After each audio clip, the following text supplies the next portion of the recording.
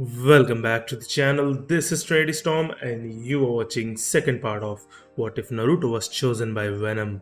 If you enjoyed this video, please like, share and subscribe to the channel. Now wasting no time, let's start the story. Hinata opened her eyes and saw a scene that she must have dreamed about 1,000 times. Naruto's deep blue eyes looked down at her with worry. "Are you okay, Hinata-chan? You really had us worried." Hinata smiled and gave him a hug, which made Haku, who wasn't there, bristle. She closed her eyes and took a deep breath of his scent. "I'm fine, Naruto-kun. I wonder which dream this is. The one where Naruto-kun takes me on the perfect date and ends the night with a kiss, or the one where he sneaks into my room to take me to a shrine to get us married, and before the dream ends, he carries me into our bedroom and..." He opened his eyes and saw her blush.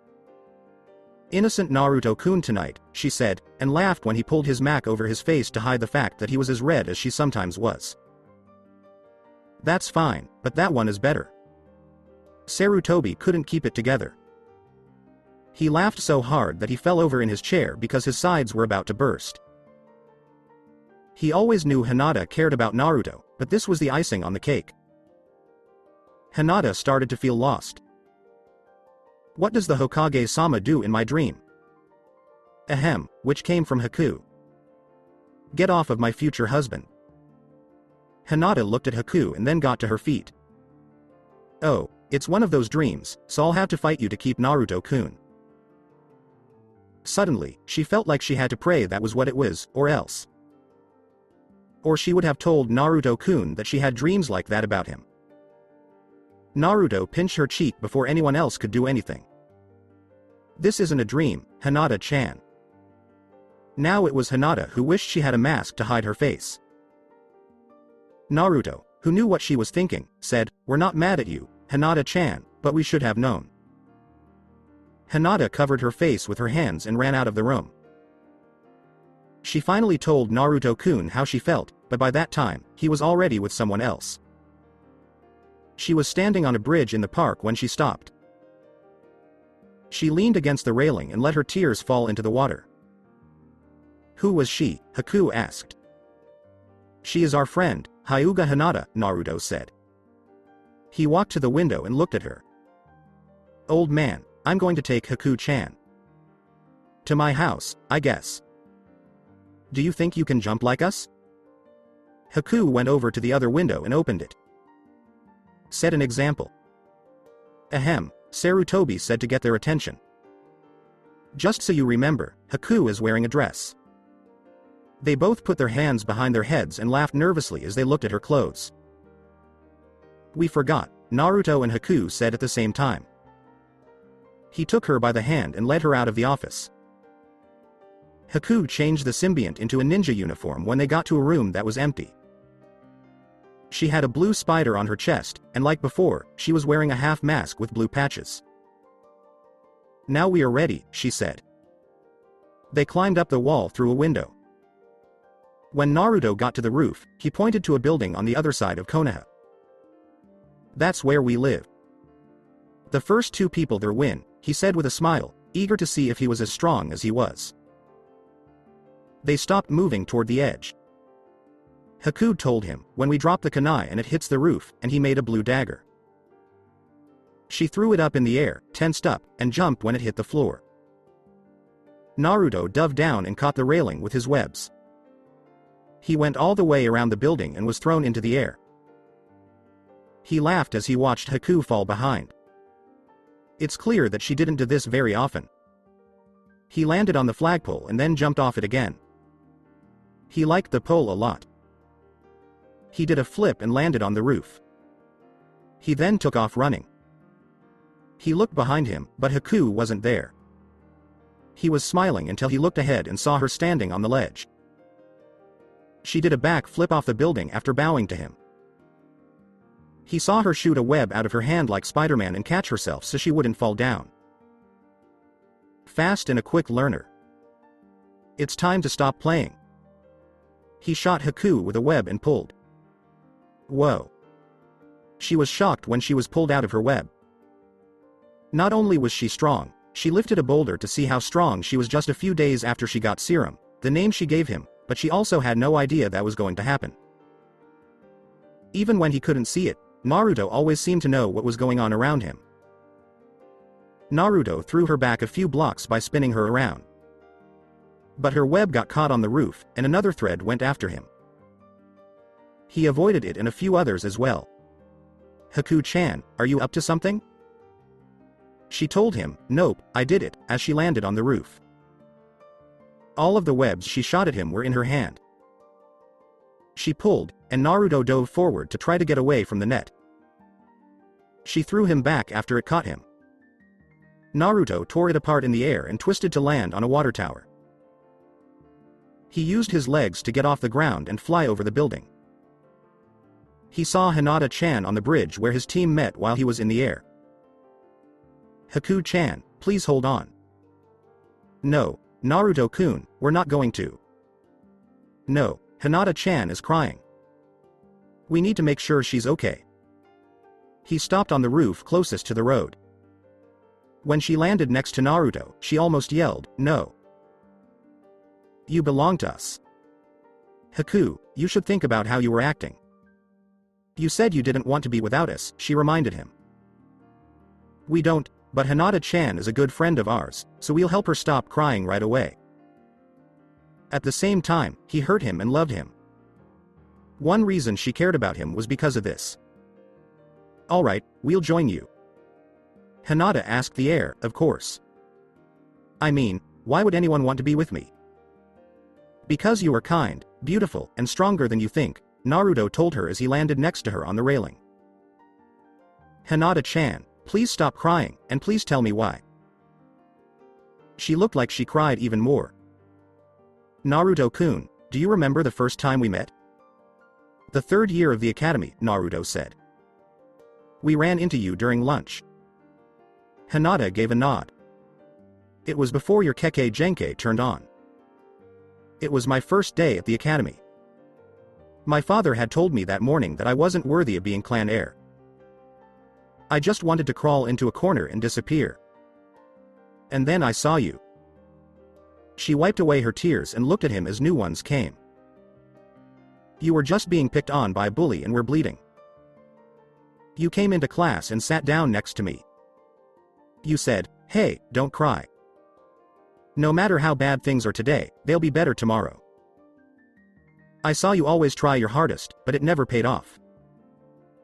But you still tried. I fell in love with you right then, but now you're engaged, and I can't be with you." She cried again, and Naruto asked himself, how could we forget that? Now that he was mad at her, Haku felt bad about it.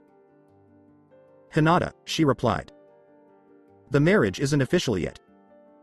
For now, it's more like Naruto is dating us. If you care so much about him, we won't mind if he dates you, too." Hinata looked at her from above. "Really? You mean that? Haku-chan, are you really sure?" "Yes, and we are. Naruto-kun can't stand to see people hurt, and we love him for it. It hurts that we're not the only ones he cares about, but he wouldn't be Naruto-kun otherwise." Hinata cried a little more as she held Naruto. "And Naruto-kun, can I also be your girlfriend?" He looked at Haku one last time and got a nod. He took off his mask and said, "Yes, Hinata-chan, we would love for you to be our girlfriend." He leaned down and kissed her cheek. "Just tell us when you are ready for something or when you are not ready, Hinata-chan." She whispered, "Thank you, Naruto-kun," as she put her head on his chest. Naruto took Hinata-chan home and helped her get in. As he left, he told Haku thank you. "Haku-chan, we know that wasn't easy for you. But it made you happy," she said. She held his arm to her chest and said, "It's worth it. I love you, Naruto-kun." He wanted to say the same thing, but he wasn't sure if he felt the same way about her. Because he was starting to feel the same way about Hinata. "And we know it's too soon to expect you to feel the same, but we wanted you to know anyway." Naruto gave a nod. This time, they didn't run to his house. He asked them to walk. "So, What is your symbiont's name? Serum, she replied. Like you, we can make weapons, but unlike you, we can't just vanish. However, our speed is almost as fast as our most powerful jutsu. Very quickly? Before we bonded with Serum, we couldn't be seen when we used it. Now, we can move almost as fast as it, which is faster than anyone else on the planet. We thought you were a nuclear ninja, so why did the Mizukage send you here? Because Zabuza told me that once he became Mizukage, I could. Huh? The old Mizukage, a man with dark hair and a single black eye, retired and left. When he did, the previous took power. He was. We can't think of a name vile enough for him. But because of him, the 7 swordsmen of the mist broke up and left, one by one. Soon, it was Zabuza-sama that was left. He made the decision to replace the new Mizukage, but he failed. We left, vowing to return and finish it. You did it. Yes, we did. Serum can't hide like you can, Naruto-kun, but he gave us something else. Creating a blade, she cut her wrist. The blood only came out for a moment before it stopped and the wound got better. That's why we made it back in wave. Venom gave us one of his offspring, which can heal almost all of our wounds and protect us from ice and cold attacks. Now that's something we wish we had. Are you going to be a ninja here in Konoha? Haku gave a nod. It was an arranged marriage between 2 ninja, and the Hokage said he would make us chunin later. Naruto gave a nod. We heard the chunin exams were coming up soon, he said with a smile as he looked at her. Are you going to come to support us? She kissed him in a good way. Of course we will. What did you do with that other account? Naruto had a laugh. We gave half of it to Tazuna to help restore the wave country, used the rest to pay for his real ranking, and kept the rest. By the way, on our first date, would you like to rent out the most expensive restaurant in Konoha or maybe buy the Hokage monument? Naruto looked at Kakashi as he turned the page. There was only one sound. They were on another mission with a C rank. This time, one got it right. It was awfully dull. Protect a caravan from thieves as it made its way back to Konoha. There was nothing valuable in it, just food and stuff to buy. Kakashi-sensei? Is there something going to happen?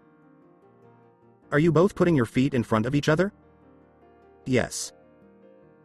Before the bandits showed up, Naruto was about to say, something just happened.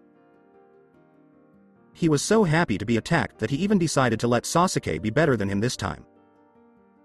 Kakashi asked his team when they got back to Konoha, well, was that so bad? Before they could answer, he heard a bird above him cry out, which made him smile. That means the chunin exams are about to start, and I think you 3 are ready for it. Naruto asked Sakura, of course we can, right? Yes, you are the smartest one of us, Sasuke told him. If anyone knows if we can't, it would be you. She thought about it and said, yeah, we can do it. The chunin exams are nothing compared to fighting Zabuza. No one told her that Naruto was the one who did it. All that mattered was that they had fought before and saved Kakashi when they first met the Nuke Nin. What's this? It looks like I already have the papers. Please fill them out so I can go meet with the Hokage. He took the papers back once they were signed and said, sayonara. Hello, Haku-chan, Naruto said when he saw her walking toward him. As they walked away, he asked her, want to get some lunch? Sakura asked the heir, what kind of day is it when Naruto doesn't pay attention to you? Didn't he used to have the biggest crush on me? Use is the key word, Sasuke said. Some people grow up. He looked up when he heard Naruto call out to someone else. Before all 3 of them went to get something to eat, Hyuga Hinata walked over to Naruto in a shy but happy way. What's up, Sasuke-kun?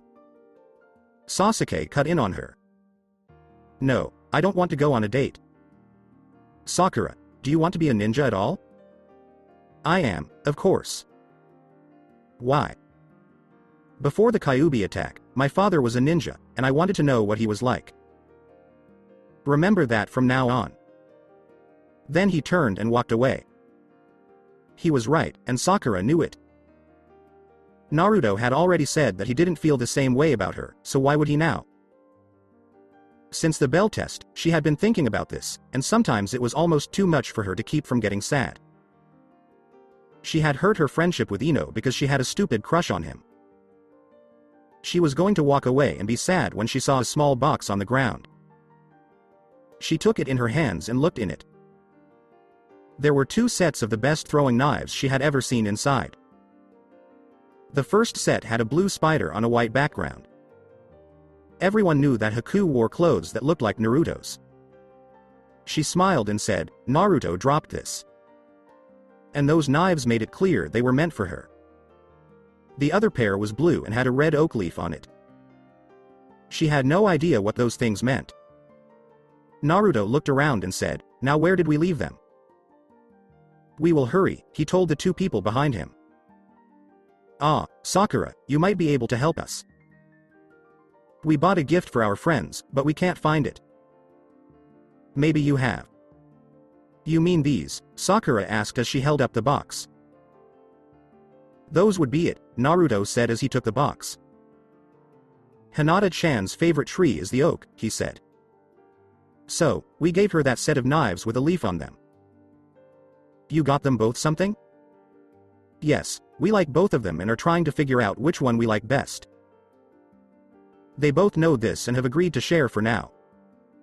"Uh-oh, we know that look." "What's wrong?" "Love is," replied Sakura. "Then you're coming with us," he said without even waiting for a response. He grabbed her arm and pulled her behind him. "We're sorry, ladies, but Sakura is sad, so she's coming with us." "Naruto, let me go." Haku looked at her from head to toe.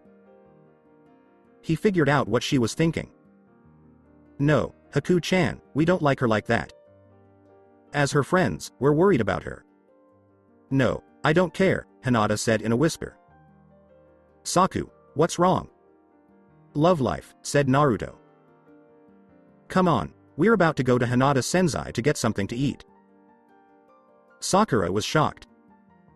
"That is the village's most expensive fancy restaurant." "Yes," Naruto said in answer. He looked Hinata over and said, "Oh, yes, of course, we're not dressed for it." She was wearing a beautiful dress.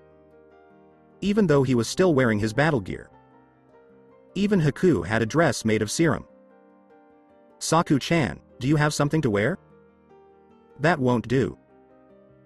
"We will buy you a dress," Naruto told his 2 girlfriends as he turned to face them.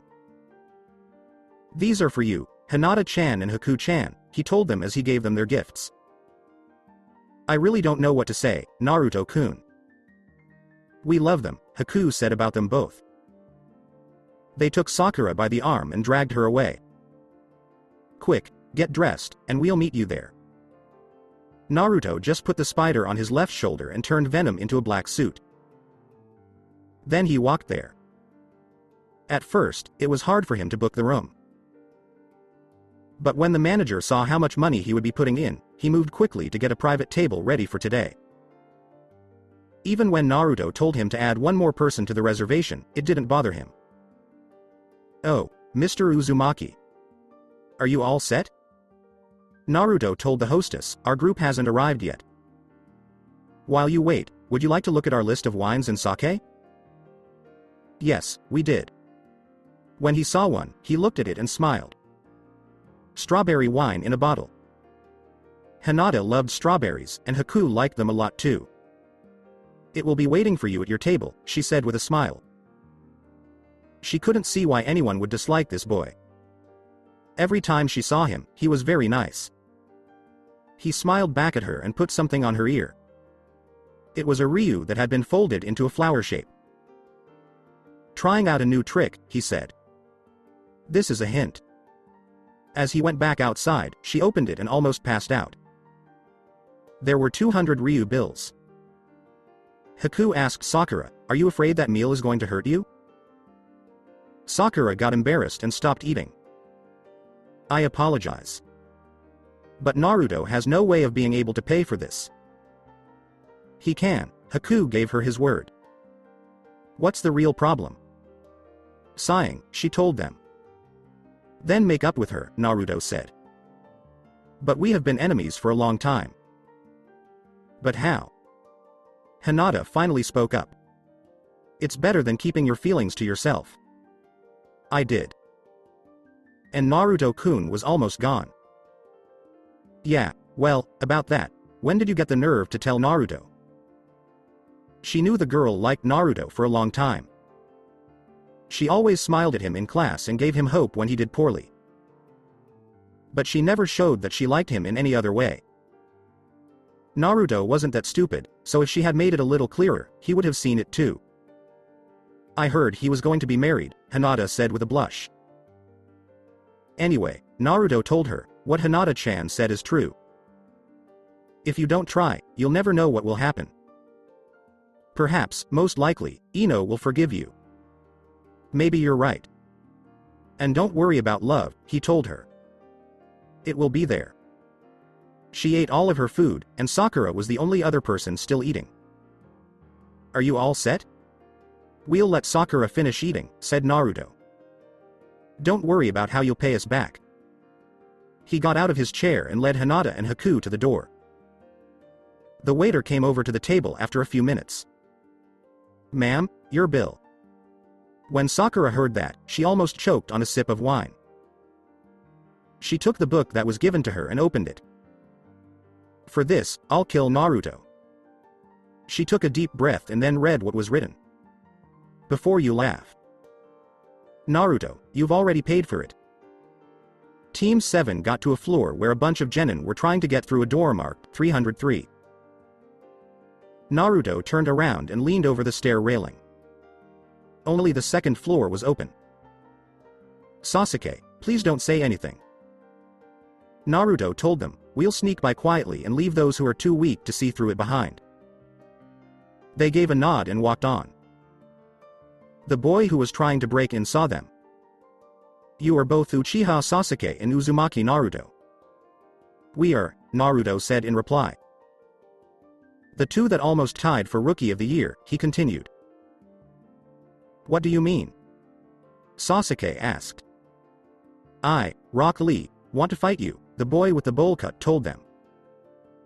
Naruto looked at him and judged him. He wasn't what he seemed to be. It would be a fun matchup. And it was still very early. No, it would be better to not show off just yet. I will, replied Sasuke. Naruto gave a shrug, but he knew this would happen. They went into the auditorium, and Naruto stood in the middle of them. We won't let a fight happen that goes against the rules. So we'll keep things easy. Don't try to kill them. Don't hurt each other so much that the other team can't take the test. Let's get started. Sasuke ran toward Lee and tried to hit him with a punch. But his punch only hit air. Naruto winced because he knew what was going to happen. Lee gave Sasuke one punch, and he fell to the ground. Sasuke got back on his feet and turned on his Sharingan. That won't be repeated. So the Sharingan is. It's a powerful skill, but can your body keep up with what your eyes show you? Lee ran at Sasuke, dove to the side, and kicked him into the air. Someone touched Sasuke on the back. Then he got webs on his arm and Lee. We told them not to hurt each other so much that they couldn't take the test. Naruto pulled Sasuke down while he threw Lee against the wall and then against the ceiling. He was going to say more when someone grabbed his hand. That is enough, a bigger version of Lee told Naruto. You don't follow your own rule. No, we're not. We told them not to hurt each other so much that they couldn't go on. He hasn't yet been hurt.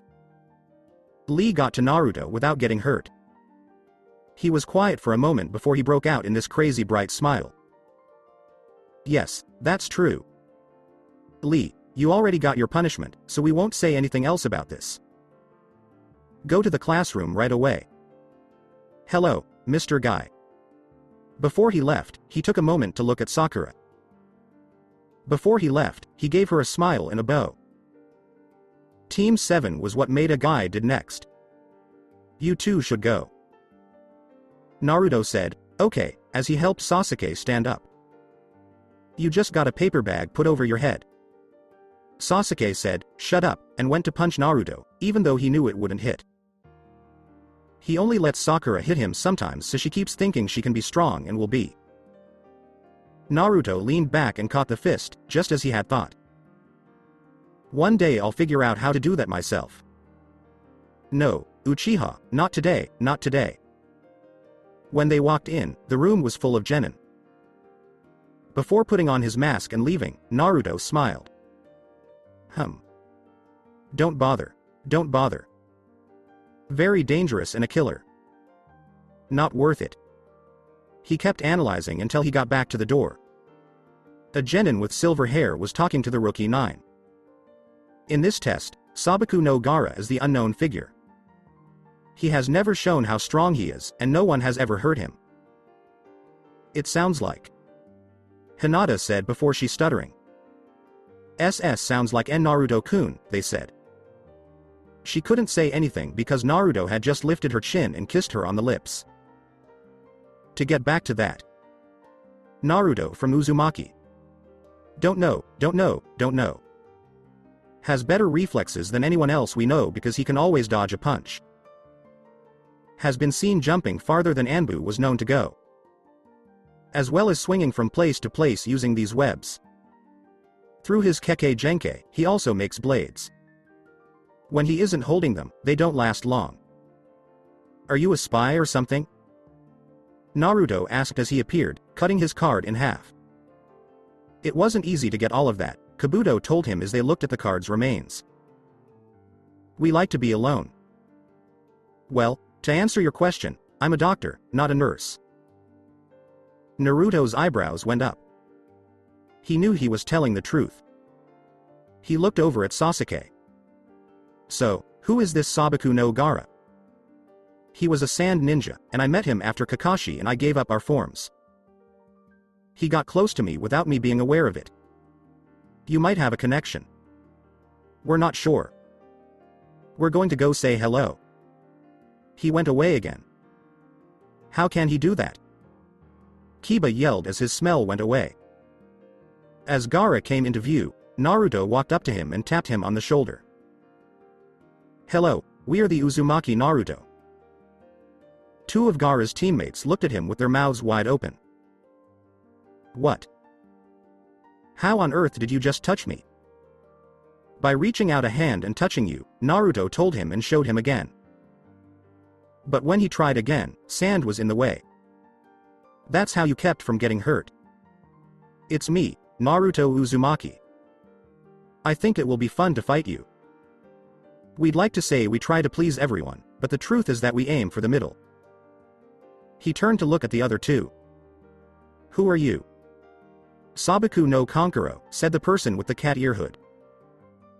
Naruto nodded and then looked at the bag he was carrying. It must be hard to live there. And you're wrong?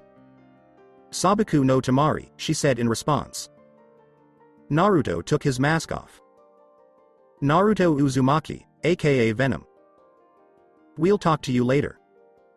He walked away after giving Grass Nin a quick look. Now you are dangerous, Naruto told her.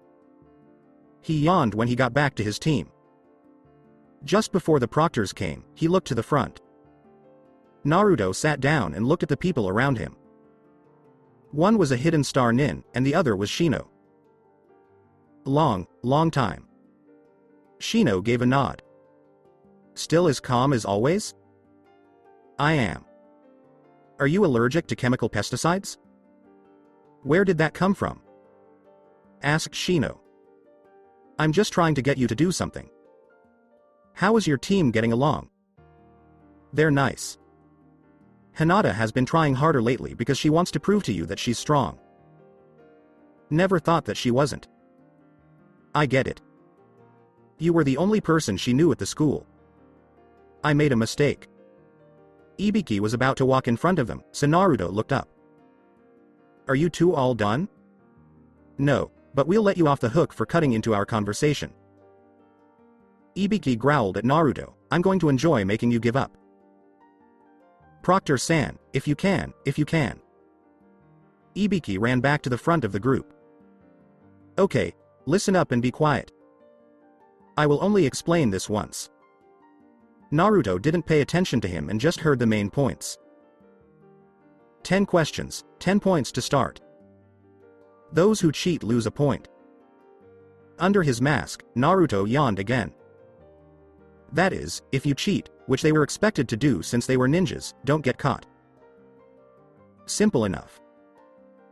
Naruto was proud of the fact that he could at least use most of the skills that the Venom before him had.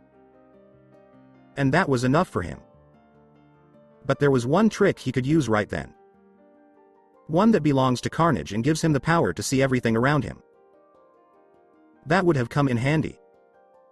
But he would never become Carnage again, even if he could. He sighed when he realized that this was the only way to do it. Not really, no.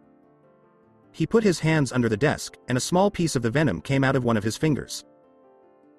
It fell to the ground and stayed there for a moment. Wait a minute. Then it looked around with what looked like 2 white eyes, and it moved away. It was a change to the cage Bunshin to make it work for the symbiont. It still needed adrenaline to live, and as it was, it wouldn't last long.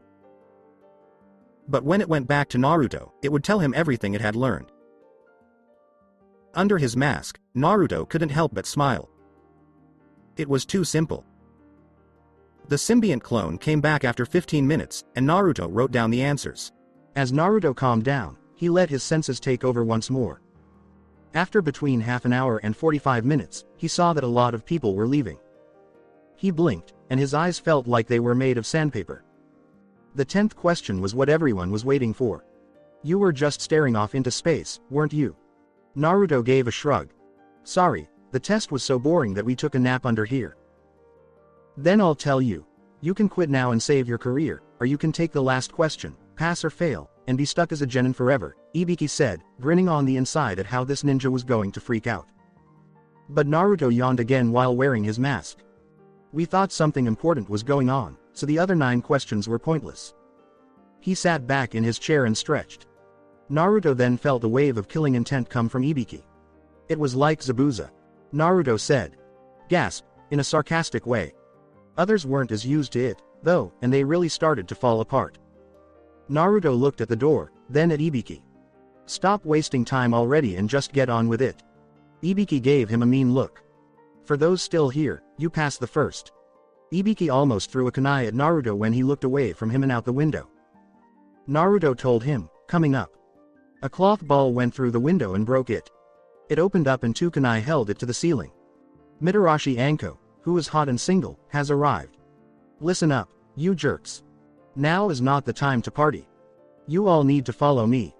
A breeze moved through the room. Anko, Ibiki said from behind the banner, I hadn't told them that they had passed yet. When Anko heard those words, her face fell. Even more so when some genin started to laugh at her. She gave a head shake. Did Ibiki ask you to take the 10th question? She asked a genin in front of her.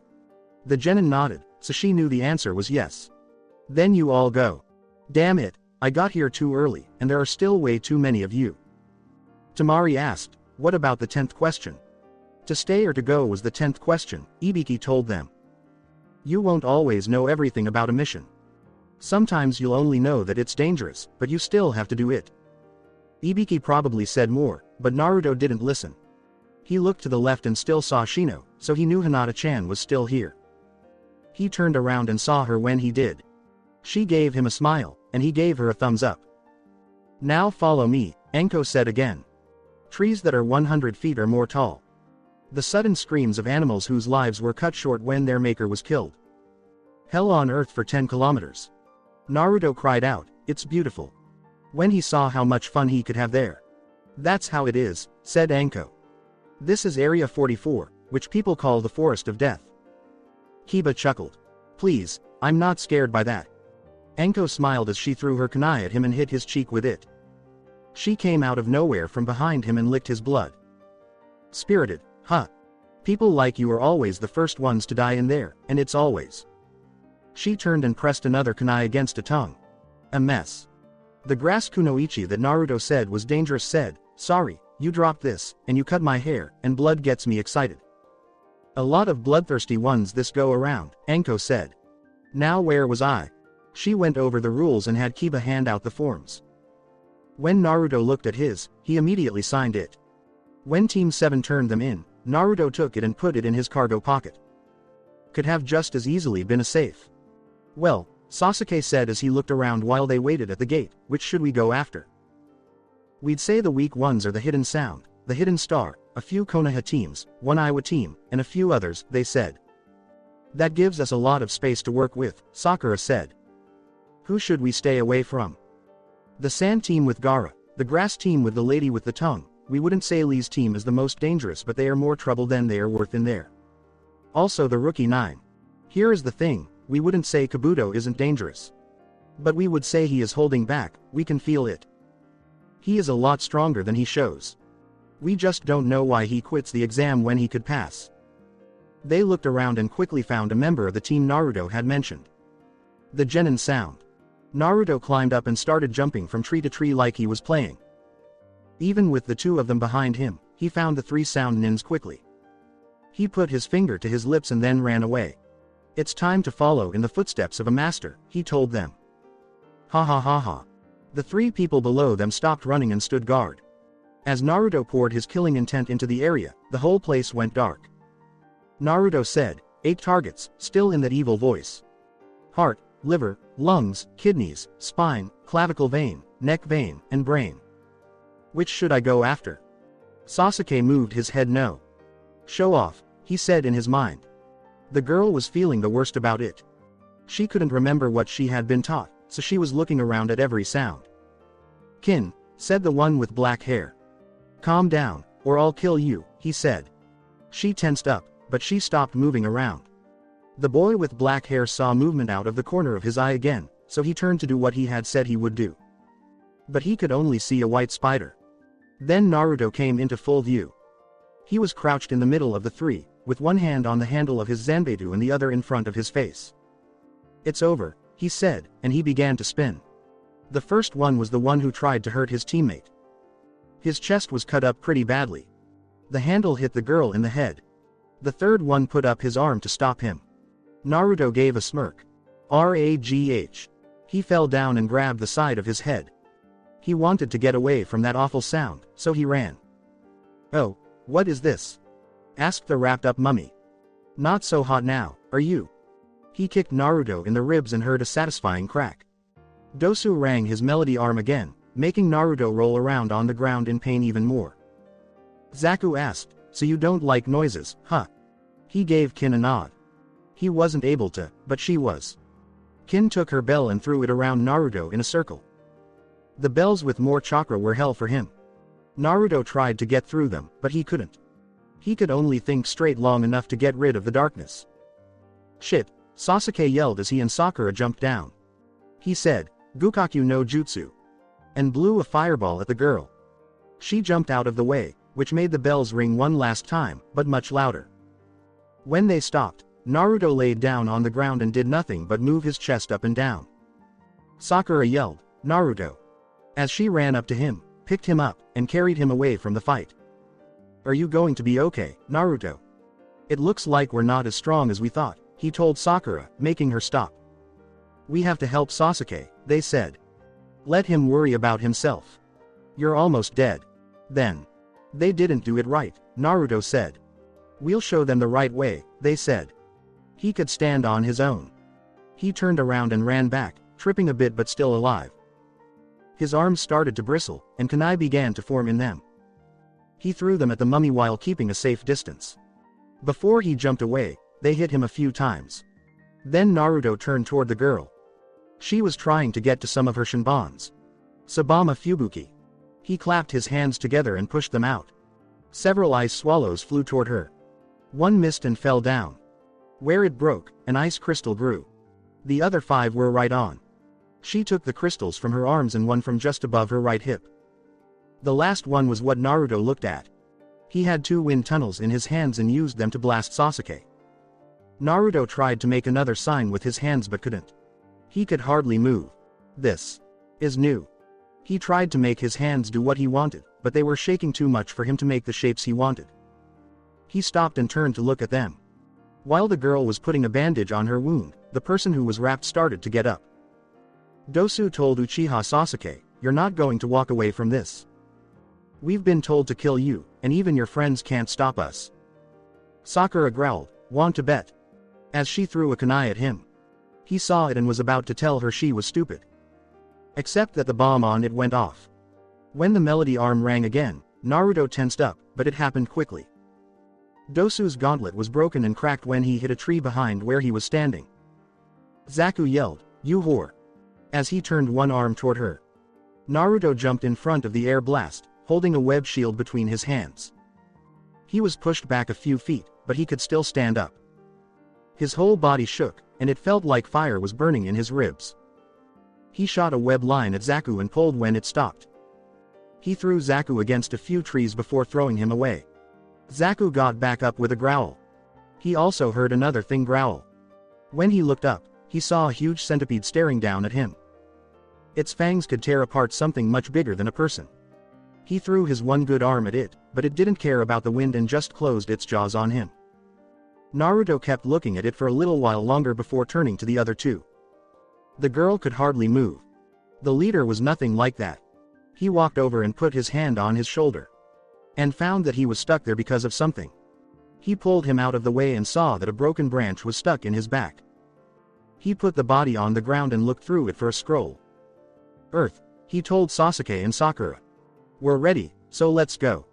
Sasuke stopped moving and looked at the girl. "Hold on," he said, and walked over to her with his kunai ready in case she did something. "Why did they tell you to kill me?" "Because that's what our leader wants," she hissed at him. She wanted to hurt him, but she didn't have the courage to. "We're going to take her with us," Sasuke told his group. "She tried to kill you," Sakura said. "As an order. If the same thing had happened to us about her, we would have done the same thing, but we would have succeeded." After a moment of silence, Naruto nodded. "She's been beaten, and if we leave her alone, she'll die." He walked over to her and got down on his knees to bandage her wounds. "This should keep you from bleeding to death. Sakura-chan, can you check how many of my ribs on my right side are broken?" She lightly pressed against them, but he was wearing a mask so she didn't see him grimace in pain. 4. Naruto nodded and pulled the girl up with him as he stood up. She didn't answer when he asked, "Do you have any more weapons on you?" "Because I'm going to be carrying you, and as you all saw, I don't like high-pitched noises. If one hits me while I'm moving, not only will I fall, but you will too. And I'll twist so you take the brunt of it." Kin started to drop a few Shinban needles with bells on them. It didn't hurt as much because no chakra was added.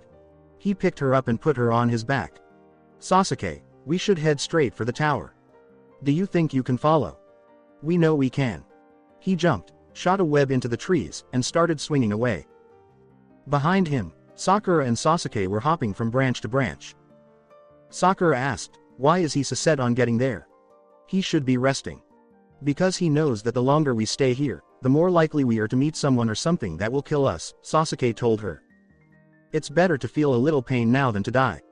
Naruto landed on a branch and waited for them to catch up for a few seconds. "We need to move quickly, because the tower is only 9 kilometers away." Naruto took Kin's chains off and put her on the ground. "How on earth are you still standing?" "By forcing myself to," he told her. He reached into his pocket and threw the scrolls to Sasuke. "Enko-san told us not to open them until we got to the tower, so keep that in mind." Sasuke gave a nod. When they started to smoke, he unrolled them and threw them on the ground.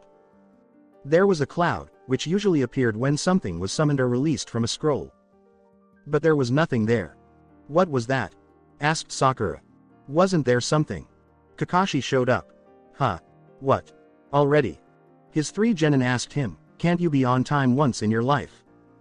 Kakashi made a pose like he was thinking. "But then the world will end," he said. For once, his genin didn't tell him he was lying. "I didn't expect to see you so soon." "So, do you know what it means?" Kakashi asked, pointing to the sign behind him. "Heaven is the mind, and earth is the body," said Kin. "Ninjas need to be strong in both. Kakashi looked her over from head to toe. Who are you? Tsuchi-kin, she said. These three killed my team and then took me prisoner. Kakashi turned to look at them. Naruto took off his mask and leaned against the wall while he held his ribs. Sasuke looked at him and then at what he was holding. He was the only one who was standing and looking at Sakura. Why did you bring her? He asked. She was ordered to kill me, Sasuke said.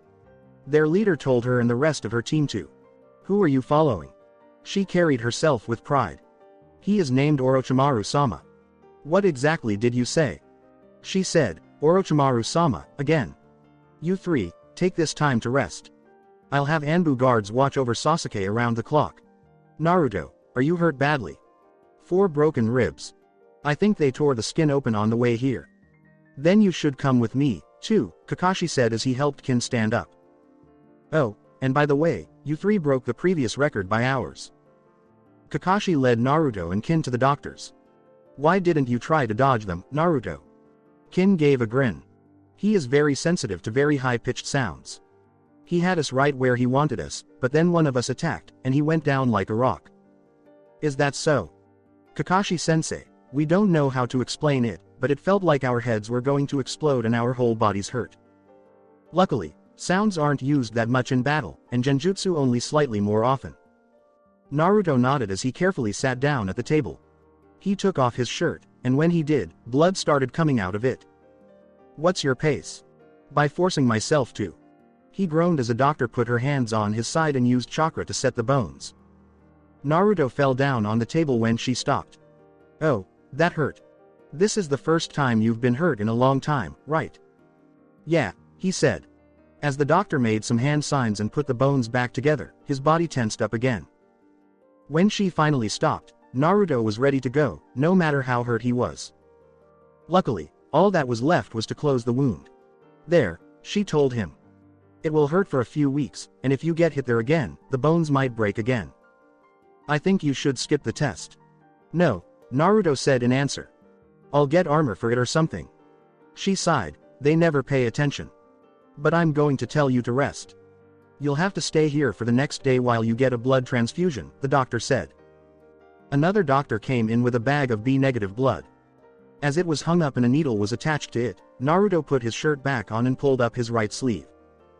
The nurse turned to Kin and said, Now it's your turn, miss. She sat her at a different table and closed the curtain. Take off all your clothes. I can't get these straps off. The doctor or nurse was about to pick up a pair of scissors.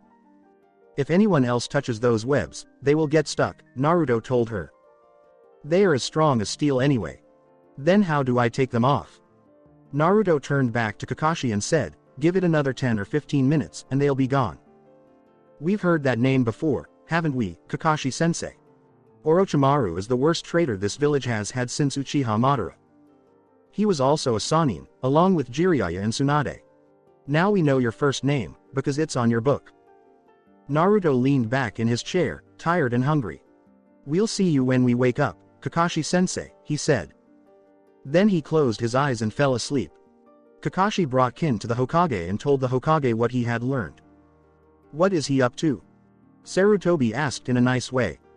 One of the first rules of interrogation was that being nice was usually the best way to get information. After that came the messy stuff. You might as well kill me right now, she told him. I will never talk again. Hokage-sama, I think that the other two were the cold, murderous types. I don't think she'll last 5 minutes with Ibiki, and she wouldn't even be able to stand up to Ino. Kin gave him an angry look. Want to show me that I'm wrong? We don't need to go that far, Kakashi, the Hokage told him. I'm sure she will just think about her options and decide that she has a better chance of living with us than with Orochimaru. Not a chance, she told him. Has what Orochimaru gets for failing changed? Kin took a bite. No, I don't think so. He looked right at her. And your mission was to kill Sasuke? She said yes. Well, you not only failed that, but you were also caught. If you're lucky, he'll kill you as soon as we give you back to him. Kin began to feel scared. She had always been told that the Leaf were weak and would never hurt prisoners. And they were going to tie a ribbon around her and give her back. No. I'll say it. Don't send me back, please. The Hokage said again, Then talk, in that kind voice. Just think of me as someone you can tell everything to. She shared everything she knew with him.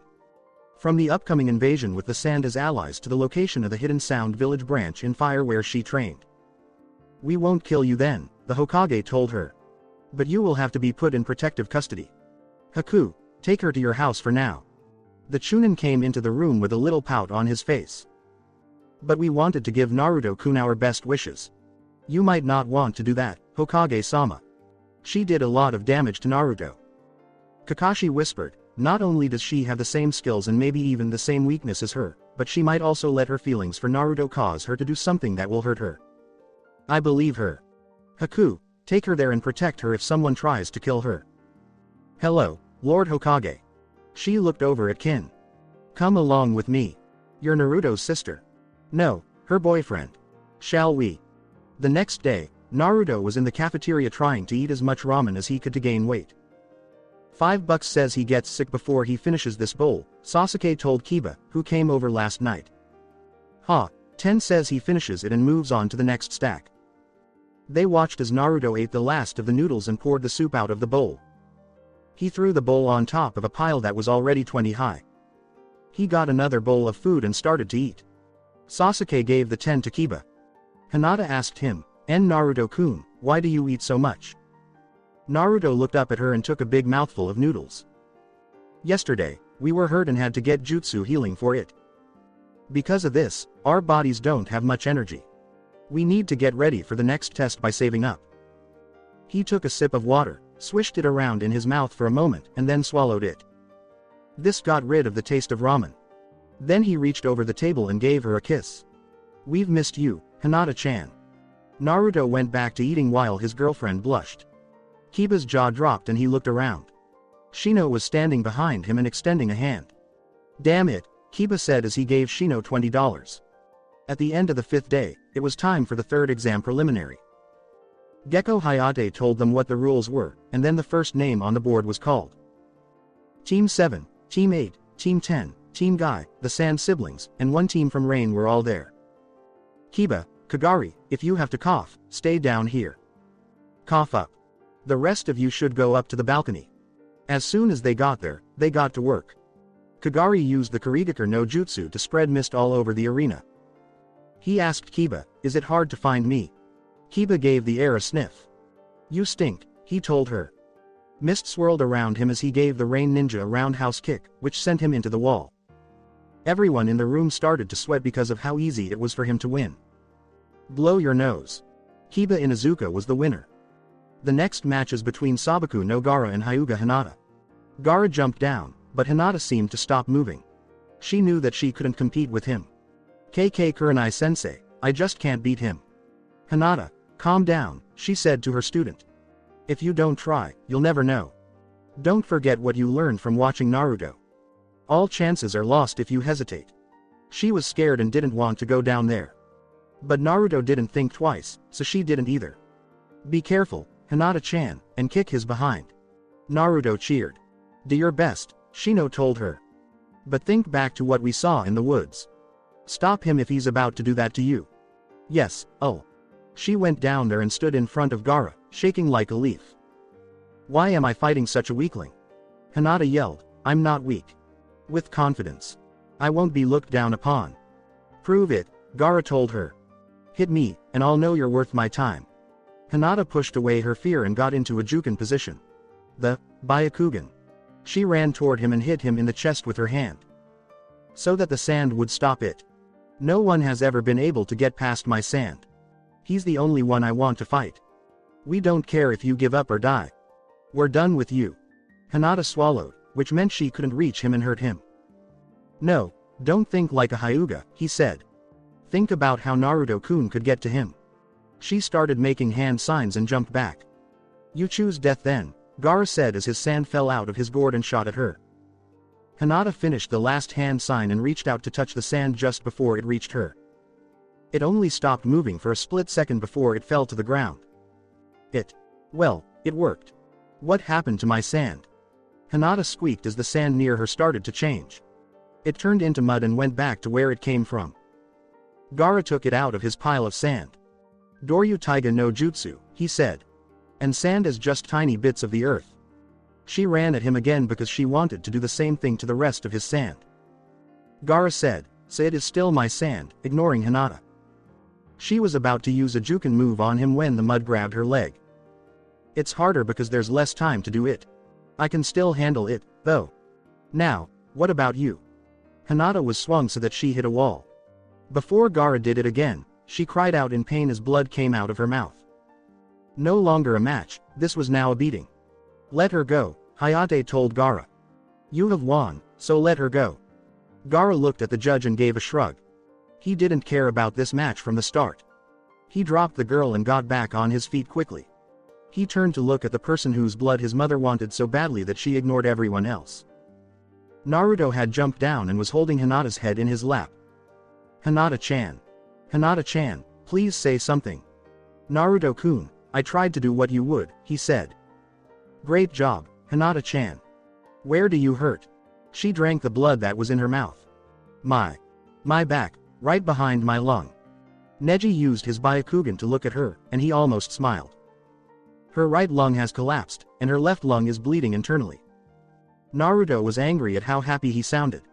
If you say one more thing, we'll kill you. Neji was grinning. That fight was meant for her to lose. She ought to have left.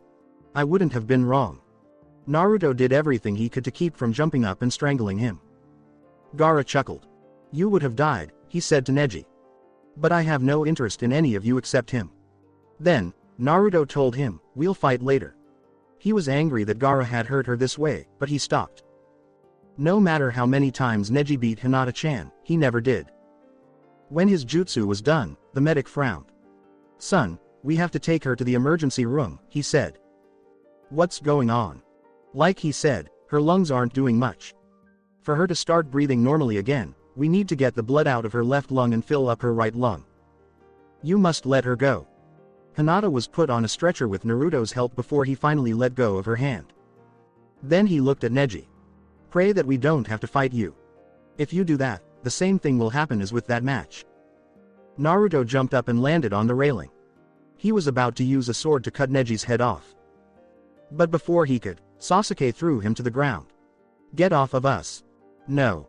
If you had killed another Leaf Shinobi, you would have been arrested. Fake news. Hinata told me all the times he came close to killing her. This would be just the same. He got rid of Sasuke and found Kakashi, Guy, and, to his surprise, Kurenai were holding him back. He is a murderer and deserves to die. Then do it in a match, Kakashi said. But not at the moment. A ninja's best weapon is his or her patience. Naruto tried harder than ever to get away from them.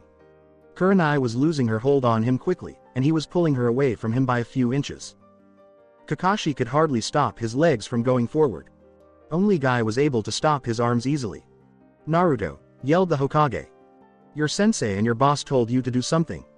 When Naruto gave up, they all fell over.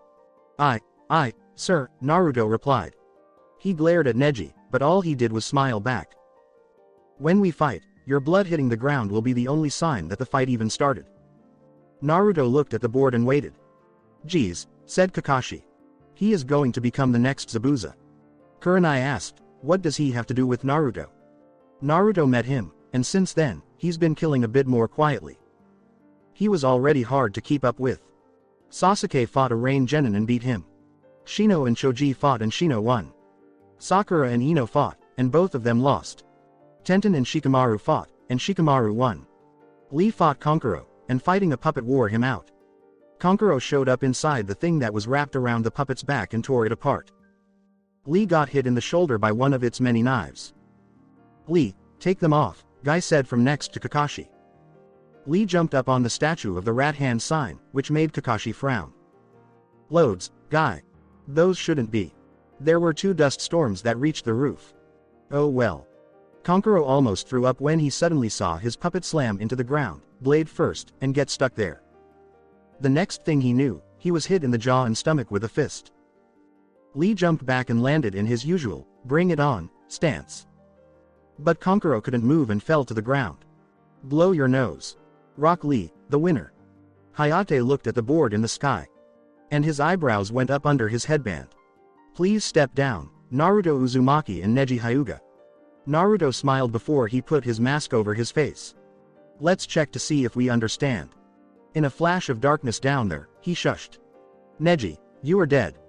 That's something you can say after you kill me. But it's likely that I'll tell you. Both were ready to fight and stood across from each other. Hayate put his hand up and then put it back down. Start. Naruto put his hands together in a way that looked like a yin-yang and said, Enmu no Jutsu. The room was completely dark. We have 8 targets. Which one shall we hit? This brat is good, Tamari said. She asked Gaara, have you been teaching him how to scare the hell out of people? We like the 4th lumbar down on the right side of the spine. The sweet spot, a gusher. Neji said, I won't give into these scare tactics. This can't fool these eyes. Byakugan. Neji looked, but when he did, he saw that his Byakugan had lost a lot of its power. This darkness is not a genjutsu. It is pure chakra, and it will mess up any way you try to improve your vision. You won't know I'm coming until we tell you. You were right, Guy told him. He is Zabuza's second coming.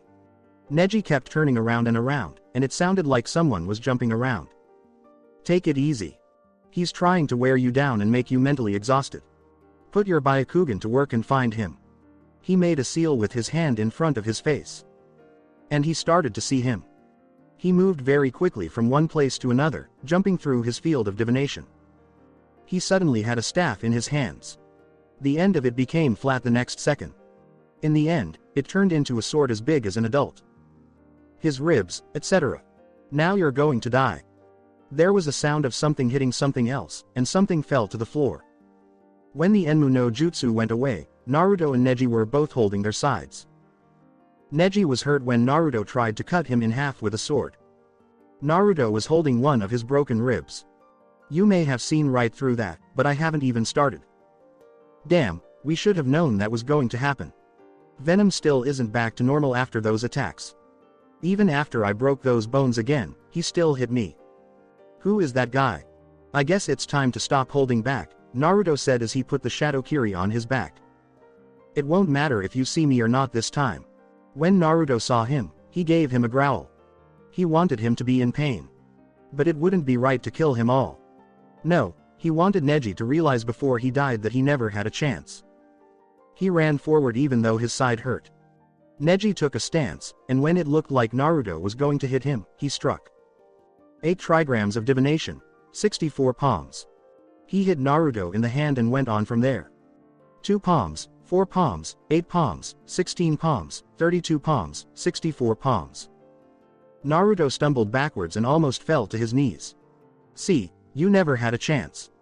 From the moment I was chosen to be your opponent, you were doomed to lose. Shut the hell up, Naruto snarled. He stood up straight again. You don't know anything about fate because there is no fate, he said, making a series of hand gestures. He slammed his hand on the ground and said, Hyro no Jutsu. Neji was wrong if he thought nothing would happen. Ice pierced the ground from his hand. Neji was frozen when it hit him. Vengeance is the only verdict. A grudge kept alive is not in vain, he said as he pulled the Shadow Kiri off his back and jumped. As he fell, he cut the air with his sword. Once the blade started to break the ice, Neji used his chakra to break the rest of it and save himself. I can't believe you're still using chakra. Why don't you just use those all-seeing eyes of yours to find out? Neji looked and saw that the only part of Naruto he actually hit with his first attack was the palm. How? I hit you, I know. Naruto took off his glove and let him see. He got a cut on his hand. We used our hands to block each strike. He put it back on before running at Neji and catching his hands in his wounded one. Now, you will die. With his free hand, he made what looked like a hand sign and said, now, you will die. Several others came after. Makyu Hausho no Jutsu. The ice changed shape into dome-shaped mirrors. He kicked Neji, making him let go of his hand. He said, we've been practicing day and night to be able to do this. Now, like I said, you won't even know when you're going to die. He turned away from Neji and went to the mirror that was closest to him. Don't ignore me, Neji yelled at him as he went to attack him. But Naruto wasn't there anymore. He didn't see himself anywhere else but in the mirror. His Byakugan couldn't even find him. 1,000 years of death is Konoha's oldest and most secret technique. Naruto's right mask eye glowed with evil as he punished the bad guys. Neji flew and hit a few mirrors while Naruto jumped back into them. Neji fell back down in the middle. As he got up, he scowled and held his behind. The Shadow Kiri was interested in everything in the mirrors. Before Neji was covered in blood all of a sudden and fell to the ground. Naruto walked out of the mirrors and stood over him. Hurts, doesn't it? Seeing that you never had a chance. Being shown how weak you are.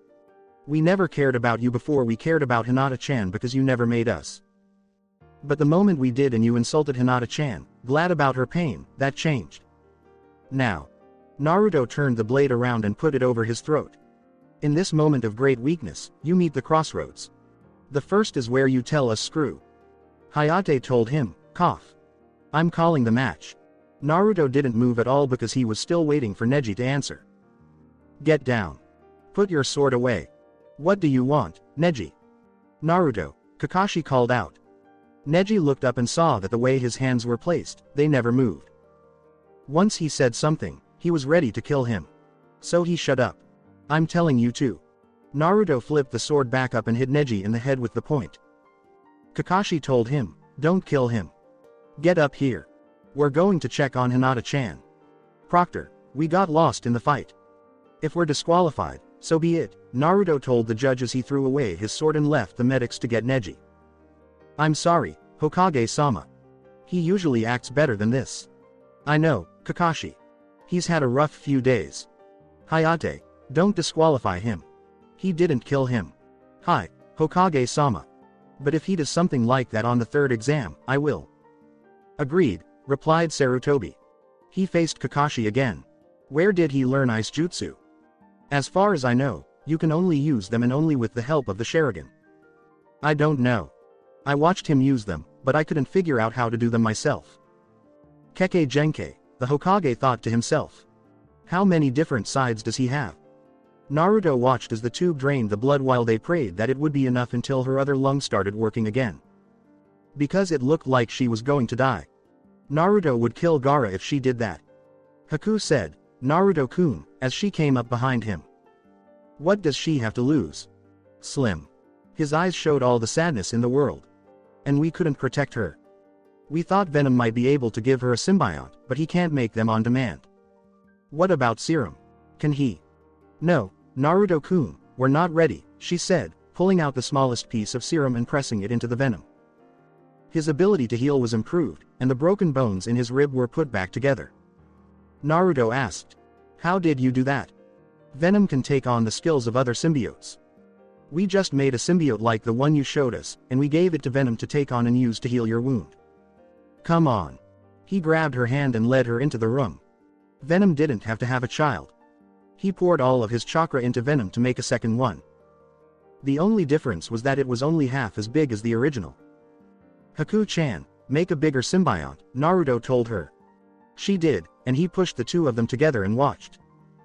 They seemed to be fighting, but neither of them won.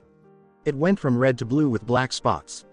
He put the new symbiont on Hinata and said, please work. It got under her clothes and stayed there. Hinata's heart rate went up so fast that the alarm went off, but after a moment, it went back to normal.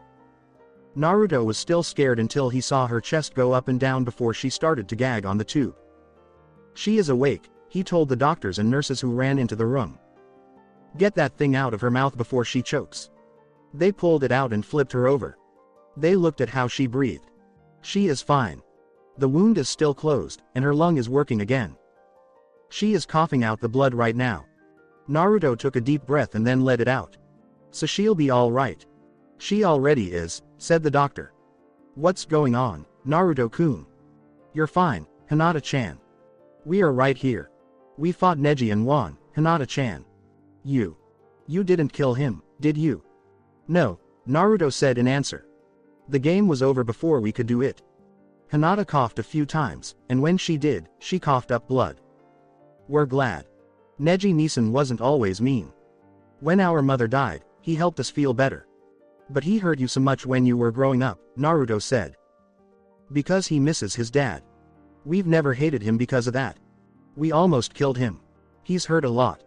Naruto looked at the hand he used to block all of his attacks. We beat him up like he beat you, Hinata-chan. We thought he deserved it and wanted to show him that nothing happens by chance.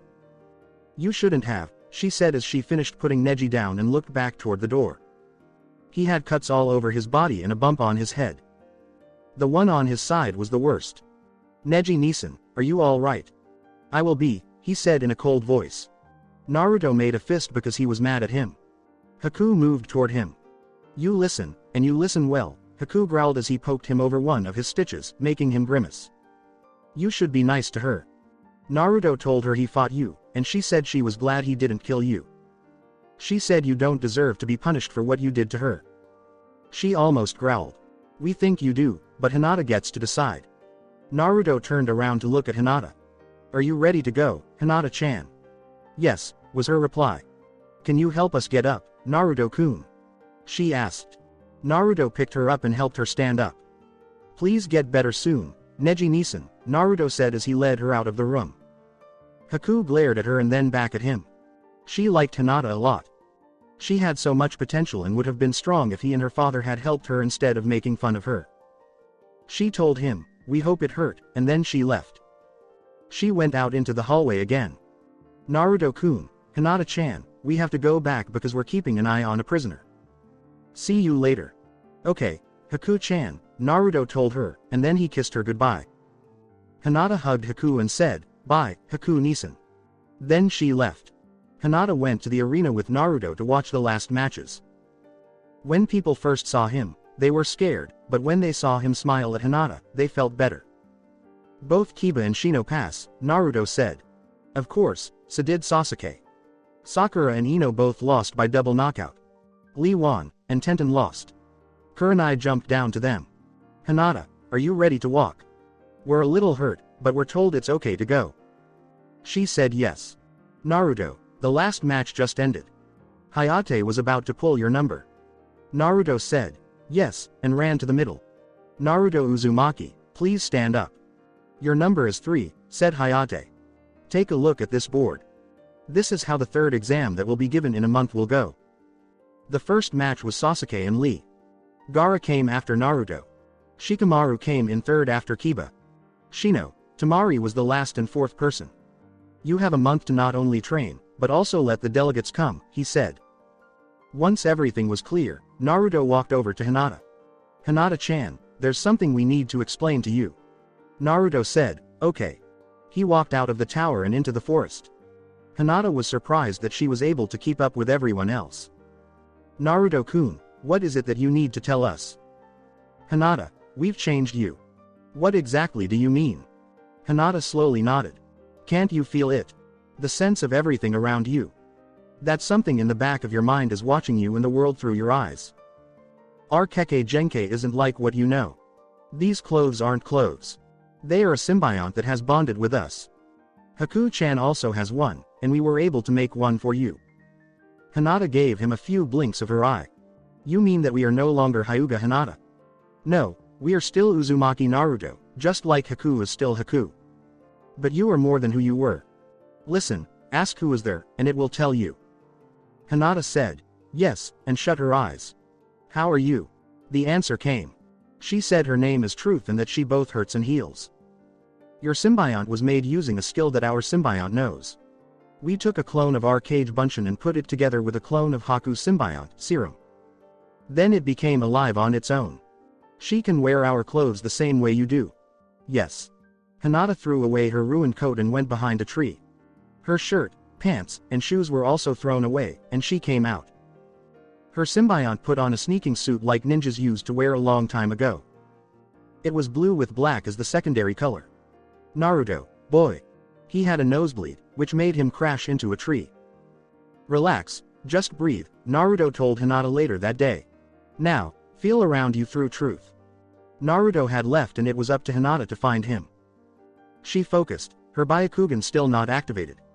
Truth would have smiled at this host if she had a mouth. Now, he told her, his voice coming from nowhere in particular, find me. Hinata opened her eyes and looked around. She was used to fighting in the 2D, but they were still in the Forest of Death, and Naruto fought in the 3D. He was probably above her or maybe below her. She stood up and took a deep breath. She could smell his scent. She saw where he jumped from. But she needed to know something. Truth, are we worthy of your strength? She closed her eyes again and did what Naruto had told her to do. In time, her senses would always work this way, but right now she needed to concentrate. A branch moving, a bug moving because the wind was changing. He's there. She shot a web into the trees and pulled herself up. No, Naruto-kun told me to move quickly and precisely, not like a normal person would. She swung her body around the tree and let go, jumping to another tree. She landed on it, with only her fingers and toes touching it, and jumped up to the branch. She caught it and spun, landing with her feet on the end of it. And walked back to the tree trunk and ran to the end. Good, Hinata-chan, you did great, he said with a smile. The truth will also improve your Byakugan. Turn it on. Hinata nodded and did it, and she was amazed. She hadn't even meant to, but she could see everything around her, even in her blind spot. And she wasn't just able to look around her one place at a time like she used to.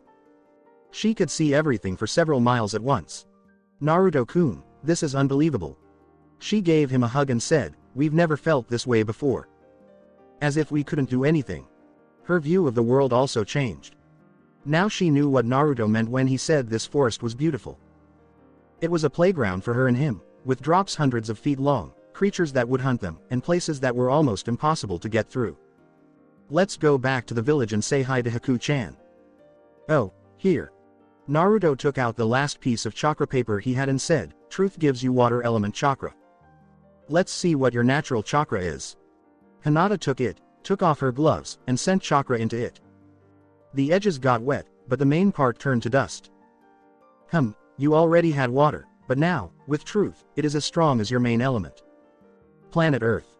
We wonder if there is something that brings those two things together. Naruto-kun, what do you mean? When my wind and water elements come together, we get a third element. Ice. Haku also has the same power. But since you don't have wind, you won't get it. No, I don't think so. Remember when you learned about the first in school? Yes, he had the wood element. Naruto grinned. Wood. Hinata nodded her head excitedly. Iruka-sensei said that he could control not only the trees but also the water and the earth, she said. We'll come back here later to play with Haku-chan, Naruto said. She seems to live off her adrenaline rush, which keeps her from stuttering. Shall we? When Naruto and Hinata got to his house, Haku was there talking to Kin. Haku-chan, why is she here? Naruto asked. We were told to keep an eye on her by the Hokage. Guard her as well as you can. Naruto nodded. Has she been up to no good? No, she's too afraid of being sent back to her village. Stop talking like I'm not here, she yelled at them. Naruto looked at her from head to toe, remembering how much pain she had caused him, before shrugging and saying, well, as long as you behave, we don't care if you stay here or not. You and Haku-chan are in the same room, right? Yes. We won't change it. If you have time, Haku-chan, could you help Hinata-chan train? We will have a lot to do. Yes, we can. Hinata said, thank you, Haku-nisan. She bowed to her. Naruto, Kakashi said when he saw him again, I've been thinking about it, and I've come to the conclusion that I'm not the best person to train you over the next month. Naruto frowned, but he knew he was right. So, Kakashi-sensei, who will train us? Kakashi smiled under his mask. He knew Hayate well through Yugo and thought he could turn Naruto's rough style into a real dance. Naruto asked, is he allowed to do that? Dobi, just accept it, Sasuke told him. As he moved, you could barely hear the clink of a bell. The chakra was gone, so it was just a bell and didn't hurt Naruto. But Sasuke knew he had to learn something else. Naruto was his second match, he didn't doubt that for a second. He couldn't be read as long as he fought with the Enmu no Jutsu. Make sure you learn as much as you can, Sasuke, Naruto said with a smile. We can't wait to battle you. Sasuke smiled and nodded. He, too, was excited about it. Meet Hayate at the Hot Springs Dojo. I told him that you also wanted to learn how to walk on water. Thank you, Kakashi-sensei. Sakura-chan, you should also try to learn something. Even if you didn't make it to the finals, that doesn't mean you can stop working hard. If you do that, we promise that Haku-chan will train you. He turned around and walked away, waving as he went. What a goof, Sakura said with a smile. Hi, Sakura-chan. Sakura moved out of the way so that the train called Rock Lee could pass. I came to give you this. He was holding a hairpin with a few sakura petals on it. The youngest Naruto told me that these are your favorite flowers and that you have been trying to think of a way to keep your hair out of the way while you train and go on missions. Sakura laughed. Lee wasn't a bad guy. He just wore bad clothes, and every day since they met, he'd been trying to get her to notice him. She was over her crush on Sasuke. She still thought he was cool, but she wasn't the same blind little girl. She even told Ino when they walked into room 3-1 that she could have Sasuke if she could get him to like her. Many thanks, Lee. But I'm not going on a date with you. It's part of being a woman to act like you're not interested. Yosh. If that's the case, I'll try harder and ask again tomorrow. He gave her a bow before running away. And so, the Azure Beast failed at its mating ritual once again. Sasuke said this as he watched the dust settle. Sakura and Kakashi were thrown off balance and their eyes were as wide as they could get. What? I can't tell a funny story. When Naruto got to the hot springs, Hayate was already there waiting for him. Good morning, Hayate-san, Naruto said. Blow your nose. How are you today, Naruto? I was impressed by how good you were with the blade. But I saw that you weren't, using a style. Instead, you were just swinging the sword around while avoiding attacks. Kakashi told me that you have better reflexes than normal people and even ninjas. Cough up. So, I don't think I'll teach a style, just some moves. Make a katana. Cough. Naruto nodded, and a shadow katana formed in his hands. What will we be learning, sensei? You are an expert at, killing people, so let's start with where to strike instead of just hitting the body wherever you can. You're familiar with the 8 points. Now we'll work on the weak spots. Naruto spent the rest of the day going over these points and hitting a clone Hayate made. He did this until he could hit a point with pinpoint accuracy. With 2 weeks left, Hayate told Naruto to stop practicing on the clone and learn a new attack. The Crescent Moon Dance. Hayate took out his sword and made a single hand gesture. Several clones appeared and triggered Naruto's spider sense. The real Hayate jumped up and landed behind Naruto, the tip of his sword touching his shoulder. This is my most effective move. As you can see, it is easy and works. The idea came from the fourth, but he didn't have the skills to finish it before he died. I did it instead of him. It's good that you also know it. Because he died to keep the fox out of us. Naruto, I can't say. Few really know, though. But take my word for it. It will help you out. Now do it. He made the practice clone and stepped back. Naruto, holding his sword in one hand, made a one-handed hand sign, and the clones appeared. He found that his body was almost carried on a jutsu as he jumped. It was more than just kenjutsu. He came back down and cut the clone in half. Hayate told him, perfect. Now with the Zanbeitu you like so much. The next day, Naruto went there, but he had forgotten that Hayate-sensei was done with his training. He got there, but Hayate wasn't there. But someone was looking at him through a hole in the wall. Perverts, Naruto snarled. It was lucky for the guy that Haku-chan wasn't on the other side. Don't look over there anymore. The guy gave him a look and told him to buzz off. A shadow shuriken flew into the wall and hit him right on the nose. Kid, you really don't know. Neither do you, you pervert. I am not a pervert, he said in a calm voice. I am a very dirty person. And if our girlfriends were on the other side, you would be a mega dead pervert. Female friends. As in, how many? Yes, but what does it have to do with you? Kid, I'm going to write my next book about you. Naruto gave a roll of the eyes. It's an honor. You really should. No jutsu for summoning. He looked down and saw a toad. I am the wise man of Toad Mountain. Loves all kinds of women. Author of a book that everyone knows. Jiraiya, the Toad Lord. Now Naruto was paying attention. Okay, maybe you wouldn't be dead, she said. Ah, so you have heard of me, Jiraiya said with pride. Naruto bowed to him and said, we are Uzumaki Naruto. Can you help us out? Sign here. Naruto held up one of his books, Ika Ika Limit, Gold Edition. We were going to hold this over the head of our sensei and torture him with it, which will make it taste even better. Jiraiya laughed as he took out his pen and signed the cover of the book. Naruto. I used that name for a character I wrote. I think I may have even heard about you. You beat a Hyuga like hell, didn't you? Naruto was happy. Yes, we did. Uzumaki. Not much a clan, right? Except for a cousin who moved here from a long way away. But she also has no idea who our parents are. You sure? Oh, wow. My girlfriend's name is Haku-chan. Jiraiya rubbed his cheeks. He wished he had learned more about the Uzumaki. But now almost nobody does. Okay, here's what. I think I'll teach you something. Sorry, our teacher isn't here yet. He's teaching us how to use a sword. Kid, that sword is out of date. It would be better for you to learn. This is Enmu no Jutsu. All that was left of Naruto was his spider. The dance of the crescent moon. As Jiraiya ran toward them with a sword, that spider split into many of them. He tried to stop them, but they didn't listen.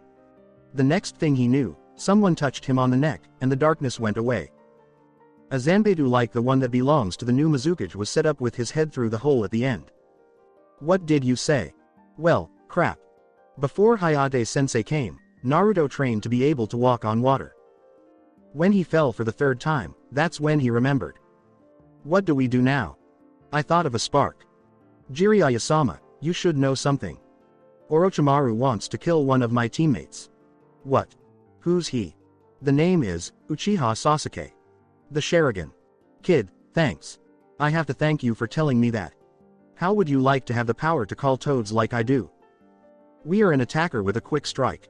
But from what we've heard, your toads seem to be heavy attackers who can deal and take a lot of damage. We wouldn't like them. Well, then, something else. He took a scroll out of his pocket and spread it out for about a foot. 5 seals were there. Raven, tiger, hare, wolf, and shark. What's that? These are summoning scrolls I've found on my journeys. Some of them I found in places like a long-destroyed keep, and others I got from ninjas who fought me and lost. I need you to sign the contract with Toad. And you should, because you could end up fighting on a battlefield where they will be most useful. But that doesn't mean you can't also call up a second one. So, what do you think? What makes them different? Naruto asked. Well, first of all, you should think about whether or not they are enemies, Jiraiya said. Huh? Okay, so if someone signs both the wolf contract and the hare contract, they shouldn't call both at the same time. What do wolves eat, anyway? Rabbits, elk, and whatever else they can catch. Some packs have even been told to hunt bison. Jiraiya gave a nod. Alright. There is also competition between tigers and dragons, snakes and toads, and other animals. Both sharks and dolphins hate each other very much. What can you tell us else about them? Well, I have all 5 things right here. Sharks swim in water. Fire for tigers. For the wind, ravens. Earth for wolves. And hares for thunderstorms. Both sharks and tigers attack alone or sometimes in pairs. They try to kill their enemies quickly with one hit. But if they can't, they have been known to chase them. But once they hit them, it's almost impossible to get away from them. Ravens have fast attacks that can do a lot of damage if they hit the right spot. It can be hard to hit it, though. They are good scouts, and some of them are big enough to ride. Hunter ninja also like their normal cousins because they make it easy to get rid of the bodies of their targets. Of course, wolves are trackers. They move like an avalanche, rolling over their target so fast and hard that it can't do anything to stop them. And you can't just call one over. You call them in groups. They can talk over long distances without anyone understanding them. Adding more ways to catch targets. And the hares, he said. They are known for being fast both above and below the ground. They cut through the earth just like the element does. Rabbits that eat plants are just food for animals that eat meat. None of these are. Since they eat plants for food, they know which ones are poisonous and which ones can cure poisoning. And, unlike the other ones, they do know how to attack. Haku-chan, our girlfriend, loves rabbits, Naruto said with a smile. But how will we know which one to call when we meant to call the other? That's not hard at all. Jiraiya took the contract with Toad off of his back and unrolled it. Here, take a look. As you can see, you put your handprint at the bottom and sign it with your blood. You called that creature by pressing that hand down for the summons. That is, I couldn't do it with my other hand if I tried. I couldn't do it either if I had to use both hands. So we could have 3, Naruto said. Possibly, Jiraiya said. If there's something that needs both hands. I know the contract with the snake does. He took off the seals and unrolled the 5 scrolls. 2 of them really did need both hands. The tiger and the shark. So those 2 things can't be used together.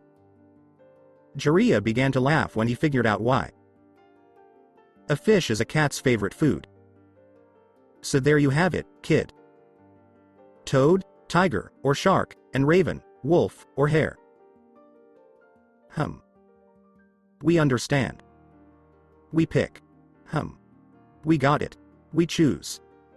Naruto thought about it for a moment longer and then said, we don't know. Jiraiya frowned. Hey, this is a big choice.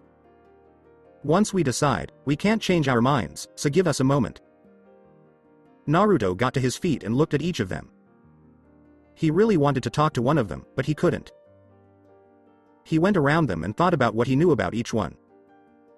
Start with the simpler ones. Which is better? They were both strong creatures that could kill. The most dangerous thing was in the hands of the tigers, while the most unstoppable was the sharks.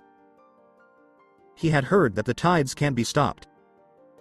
Naruto pointed to the 2-handed contracts and asked, is it a tradition, or does it have to be that way? It must be done. Tiger or shark, then, he said. He looked at the 3 cards and then at the contract with Toad. Jiraiya-sama, we won't be signing the Toad contract.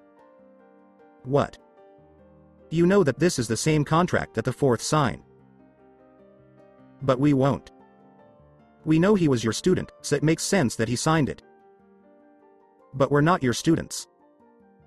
We're Hayate Kakashi's students, and we don't think he has a contract, so we'll follow his lead and go our own way. He looked at the 3 of them again. Stealth without speed is useless. Speed without knowing where we're going is useless. Going after them without stealth is useless. We need all 3. The sharks and tigers are strong, but strength isn't the only kind of power. We are students of silent killing. We don't kill with strength. Jiraiya laughed, ha ha ha. You sound just like the 4th. You're right, though. Strength isn't the only power, but you can only have one in each hand. We just realized that we have 3 hands instead of 2. What? Our gloves, said Naruto. They are smooth and make a new hand. We can't use them for 2-handed scrolls because they make the same hand, but we can at least try it with ravens. Jiraiya's smile was still there. Minato, I know your son is weird, but I like him. Even though he's not doing what you're doing, he is. You never followed anyone else's either. Why hasn't anyone thought of this before? Cut your hands and write your name in blood. Then press the hand you will use against the bottom, which is covered in your blood. Naruto gave a nod and took off his gloves. He used his left hand to sign the wolf. He put his right handprint on the hare. And he used his symbiont hand to sign the raven. Mr. Jiraiya, can we also keep the other 2? Why, even if you were wrong about the gloves, you can't sign them. Because we might know someone who can sign them and deserves the power they give, she said. Who's that? Our second girlfriend, Hinata-chan, has always moved smoothly. She used to be hesitant, but now she strikes fast and she strikes hard. Water is her element, but we think her family has always been earth. Once she gets to know them, Hinata-chan will be a great partner with the sharks. And what about the tigers? Tora. We want to say Haku-chan, but she's fast, not strong, and she's an ice type like me, so the tigers won't take her. We'll have her sign with the hare, but we know someone who's just as fiery and is a fire type. Sasuke is our team's best hitter. Are you sure? I always thought Uchiha were faster. No, not Sasuke. He aims to hit hard. Power is his style. But the thing is, he seems to be obsessed with getting revenge on someone. His brother, Jiraiya, said to himself. Huh? I don't know. It was definitely something. What did you say? Listen, don't ask. You need to know how to summon them now. Naruto rolled his eyes at the worst attempt he had ever seen to change the subject. He did need to know this, though. And Sasuke or Kakashi could tell him. Now give the following signs with your hands. Same as this? Yes, then wipe your hand with blood and put it on the ground. Naruto put blood on the gloved hand on his left side. A puff of smoke brought out a raven the size of a chicken. Huh? Naruto said, hello, to it. Where in the hell am I? You are now in Konoha. The raven's small eyes got so big that Naruto thought they were going to fall out. As in the fire country? Who called me? Was it you, boy? It was this, Naruto told him. That's great. We haven't had a summoner in. Must have been 100 years. You should call the boss. His name is Ebony-sama. The little raven disappeared in a puff of smoke. Naruto used his right hand instead. Let's see if we can summon with the right hand. If we can't, we'll sign the toad. Blood covered his right hand, and he started making hand signs. Wait, Naruto. Do you know what's inside you? Yes. Try making use of his chakra. No. Jiraiya was surprised. This kid wasn't stupid, so he knew how powerful it could make him. We did something unforgivable the first and only time we used it. Again, the image of tearing those men apart came to mind. We will never again show our bad side. Want to talk more about it? No. Haku-chan already knows, and she comforts me about it. But you probably don't have enough chakra on your own to call him. Naruto said, we will, and he was sure of it. Let's go to a place with more space. Here, kiddo, said Jiraiya. Naruto nodded and again put blood on his right hand. Summoning no jutsu. Another cloud of smoke came out, but this one was much bigger. It was a big one that you could ride on. Are you named Ebony-sama? No, I'm Shrike. So you're the boy the hatchling was talking about. The answer is, we are. Don't have enough chakra to call Ebony? Shrike nodded at him. We don't know. We've been told we have large reserves, but we've never done this before. Jiraiya-sama, it looks like we were right. Shrike hopped over to the man and looked down at him. Is this the Jiraiya that the toads always talk about? I know quite a bit about you. He had a grin. I am so famous that people come to me. You're a lazy pervert who cares more about writing porn than perfecting your ultimate technique. Naruto couldn't help but laugh. Boy, how much chakra did it take you to call me? It's hard to say how much. If we used it to make shadow clones, maybe 20 or 25. Too little, way too little. To call Ebony, you need enough to make at least 500 copies of yourself. Naruto nodded and paid attention. He had already made a lot. Not often, though. Naruto told himself, let's just get as much as we can carry. When he thought he couldn't get any more and that it had to be out in the open, he pressed it down. Summoning no jutsu. A puff of smoke came out of the ground. Who has the nerve to call me? When Naruto looked down at Shrike and Jiraiya, he smiled. But what he saw was Shrike getting scared and about to fly away. We did, and you look like Ebony-sama. A raven was laughing. Ha ha ha. You think I'm as weak as he is?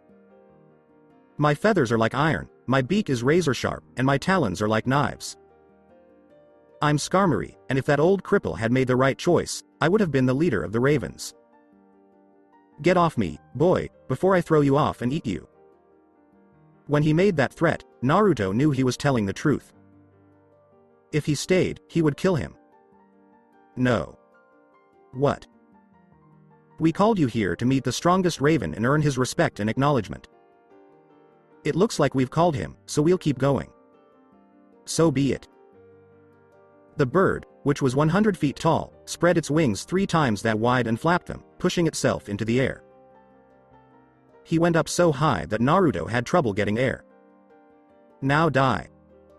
Skarmory said, and then he dropped into a dive that almost knocked Naruto out.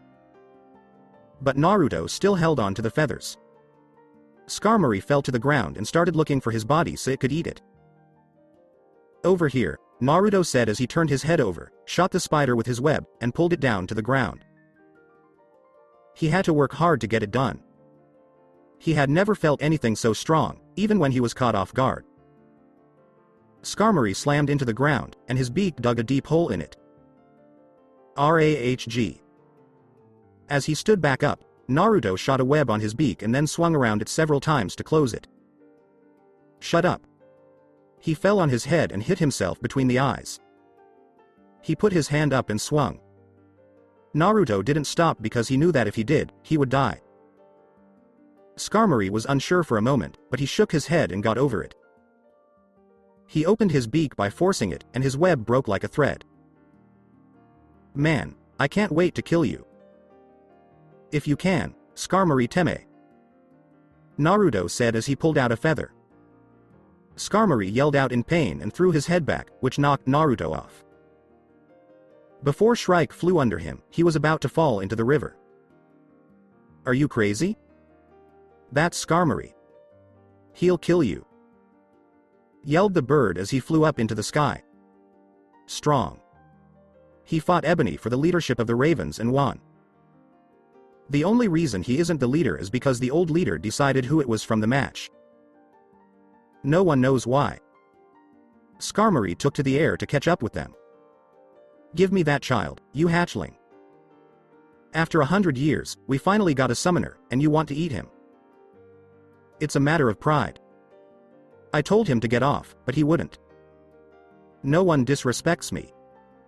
Shrike flew low to the ground and zigzagged in and out of the trees, making the most of his small size. Left. He turned left as quickly as he could. Where he would have been in second, a talon came down and cut trees in half. Right. Again, he turned just in time to avoid the other talon. Stop. Skarmory slammed his beak down on them, and they almost broke apart. Naruto was staring right into his red eye, which was as big as a tower shield. Go, go. Go, go, go, go. Shrike flapped as hard as he could. How are you able to do that? You can't see better than I do. It's hard to get out. Climb. A wave of wind that was breaking up the trees went under them. Saying, Enmu no Jutsu. I'm blind. Turn left at 7 o'clock and up at 10 o'clock, Naruto told him. Pull yourself up. Shrike began to fly in the air. Who are you? Naruto. He jumped off, and the darkness went away. He jumped on Skarmory's back and tried to stab him with a blade. He tried to get through his feathers, but he couldn't. Then his head, Naruto said. He ran up his back to his head, jumped, and landed on his beak, swinging the Shadow Kiri. He stopped a centimeter away from his eye. Give up or die. Skarmory looked at both the object and Naruto. He started laughing again. Good fight, boy. Really good fight. No one has ever done what you just did. Okay, I give up. As your prize for beating me, you can call me whenever you need to. You should really call my brother, Ebony. He's very excited to meet you. Naruto almost fell off. Since he got there, this raven had been talking about killing him, but now it sounded like a joke. Skarmory couldn't be happier with this, to be honest. I have made my choice, Windiel, the old leader, told Skarmory and Ebony. Ebony will be the next leader of the Ravens. But, sir, replied Ebony. It's clear that he is stronger. I know you have an important job for the one who doesn't, and I'm sure I can do it. Accept it, Dobi, said Skarmory. You know Windiel has a good reason. You were right, Skarmory. The Elder had a vision concerning the world or our next summoner, he does not know which. He said that a fox that is a spider may one day call on our help. But there will be many spiders, and he does not know how to tell which spider is the one. But he did say he would meet a raven of steel. That he would face this boy shrouded in darkness and see if he is worthy. I want you to stick with this boy once you meet him, Skarmory. Hi, Boss Sama. Skarmory bowed to the leader before doing the same to Ebony. Just like that? Asked Naruto. You just changed your mind like that? I have respect for power, boy. You almost had me. Naruto looked at his sword, which was held up to his eye. How did we come close to getting you? If Skarmory had lips, he would have smiled. He shut his eye, and a feather fell over it. That's how. What should you do next? Naruto looked like he didn't know what to do. We just don't know. Skarmory once more laughed. Not many do, but that's okay. Give me the scroll, boy. Naruto looked for Jiraiya, but he couldn't find him. We're not where we left off. We're not even in Konoha anymore, he said as he looked around from his head. Don't you see it? No, hatchling. Do you know where this spoiled brat comes from? No, Skarmory-sama. Are you going to kill me? I'm not sure, but I think I'll let you live today. Go home. Of course, Skarmory-sama. And thank you. Shrike said. What did you do to him that he thinks you are going to kill him? Because I killed our last summoner, he said off the cuff. He went up into the air to get a better view of the mountains. Hey, I know exactly where we are. The question, where? Take a look at that pond. The pond in question had a golden feel to it. There were statues of toads all around it. We're in the toad's house, which should mean. Skarmory, what are you doing here? Asked a giant toad with a scar over his left eye, a sword on his back, and a bathhouse robe with the kanji for oil on the back. Be nice when you talk, frog, or you'll lose the other eye, too. The toad gave him a growl. Before he became aware of Naruto. Ha ha ha. Don't tell me you not only have a summoner now, but that you were also summoned as a transport. Watch how you talk, Gamabunta, or I'll really take your other eye, Skarmory told him with a growl. Naruto asked, excuse us, but who are you? And why do you look familiar to us? He looked like he had met him before. Even Venom couldn't fully reach a memory from so long ago. Gamabunta pointed an accusing finger at him and said, I am Gamabunta, the boss toad. You will not talk down to me. Skarmory gave a snort. Like I'll let my summoner do that when he doesn't even do that to me. That made Gamabunta feel weak. He looked at the strongest raven, a bird that was known for having a short fuse.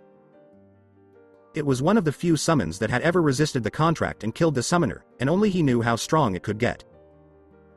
He looked back and forth between him and the boy. Who are you, kid? We are Uzumaki Naruto, from the city of Konoha. You. I remember you now. I haven't seen you since I helped the fourth. You know you can sign more than one contract. You should find Jiraiya and... We can't, Gamabunta-san, because we've already made a deal with both the hare and the wolf. Both of the spirits looked at him. They asked, how did you do that?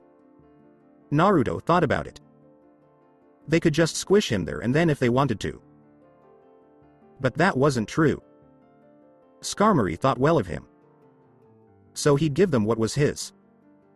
When we say we mean we. We are not just Naruto, we are also Venom. A creature has bonded with us, making us new. A bloodline now, the symbiote. No one knows this, and we want it to stay that way. They gave a nod. They didn't understand why it would let him have three, but they knew there were a lot of things they didn't understand. No one will find out through me, Gamabunta told him. Neither do I, Naruto, Skarmory said to him. Thank you, Skarmory-sama and Gamabunta-sama. Can you tell us how to get back to Konoha? Gamabunta laughed and pointed toward the southeast. Somewhere around 200 miles. I will be back there in 10 minutes, Skarmory said. Watch out, Gamabunta. Naruto landed on his feet in front of Jiraiya. Shit, kid, you scared me to death. I thought I would have to tell the old man why you hadn't shown up. Worst case, dead. The second one was almost hard to understand. The scroll, said Skarmory. Naruto went to where the scrolls were and took it from the pile. He stood in front of Skarmory and handed it to him. Take it off. He did what he said. Give me a little blood. He put out his talon, and Naruto cut his hand and put it against it. When he put the glove back on, he could feel it getting tighter. Venom had finally stopped being hurt by the Sound Genin's attack. Skarmory wrote a kanji that he had seen on a few other pages above Naruto's signature. Done. If you say my name instead of summoning no jutsu when you need me, I will always come. Instead of taking all of your chakra, it will also take some of mine. He gave the kid a nod and then disappeared in a puff of smoke. Naruto sat back down. His adrenaline was running low, and he could finally feel how hard it had been to call him. We could use a break before trying to call Ebony to meet her. No, said Jiraiya. I know that people like you have lost control of themselves because of Biju, but they have also learned how to call them when they need to. But you have no idea what we did. I'm not going to ask either. But if you don't use the power you have, you won't be able to fight some of the strongest people out there. Naruto gave it a lot of thought. Now, he was somewhere with people he didn't want to hurt. If something goes wrong, Haku-chan might not be able to reach him this time. Naruto decided. Then we need to talk to the fox. Jiraiya's eyebrow was raised. What led you to think that? His chakra is what turned us into that thing. We can't let it happen again, and we won't. So we have to deal with where it comes from. How do you think we can? Well, meditating is the slow way. But there's a quicker way, he said with a small smile. The sooner it happens, the better. I thought you would say that, he said. Naruto moved out of the way of a chakra-filled fist. Damn, you have good reflexes. That's what everybody keeps telling us. Why did you try to hit us just then? To force you to look inside yourself. You could have just told us. He just stood there while Jiraiya raised his hand and Naruto yelled, "Ow," and rubbed his nose. When he looked around, he saw that he was caught in a web that went farther than he could see. He was surrounded by darkness. The infinite web, Naruto said. He had read about a bad spider goddess who lived there in a book. The strand he was standing on was more than 12 feet wide and looked like metal. Naruto looked up and saw that the webs went in that direction, too. He went around the web until he was below where he had been. It went on there, too. Zinzarina, where am I? Said another goddess in that book. The god of killers and people who don't fit in. Something in the web made the whole thing shake. Naruto looked at where it came from and ran to it. When he got tired of running, he jumped off and began swinging until he got there. This part of the infinite web was different from the rest. Here, the webs stuck together and slowly turned into stone. He sat on it, and finally he could tell what was up and what was down. He looked for a tunnel and went into one. There were these black webs in the corners. He was about to keep going down it, but he stopped and went back the way he came. He got on his knees to look at the spot where the web met the stone. Before he could say that he did see it, 10 minutes had passed. The stone slowly turned into the webs. In a slow way. In that time, it hadn't moved even 1/30th of an inch. What kind of place are we that stone turns into web? Oh, right, our mind. When he saw that, it hit him. He looked out over what he called the infinite web. To move that fast and make all those changes. Are you going to come or not? Naruto looked at the point of origin. It was from the cage at the end of a tunnel that wasn't very long. Oh, you're Kyuubi no Yoko, he said. Can you think of anything else that lives inside you? The word is Venom. Shut up, Kyuubi barked. Boy, what do you already want? Why is everyone calling us boys today? What I mean is that we want to talk to you. You must know what happened, right? Yes. I guess I didn't think you were capable of doing something like that. To let you know, he screamed for days. Naruto put the lump in his throat back down. That doesn't matter to us as much as what came before. Yes, even I was upset by Carnage. It would be fun to let him out again, though.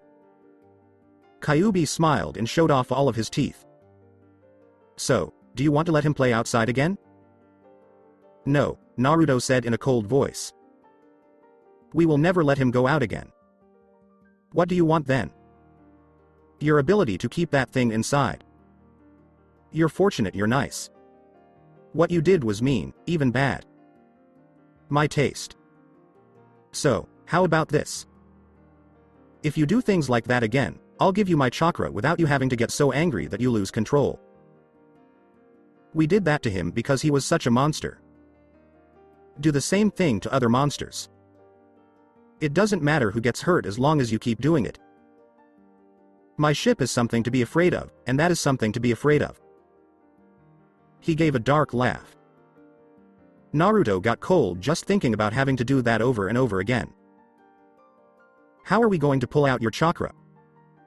We don't think we can handle everything. Could you deal with poison? No. Because my chakra is like that to you.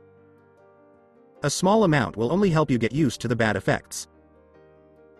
You will die from a lot. And don't think you can beat that by channeling a little bit over a long time. It will take a long time.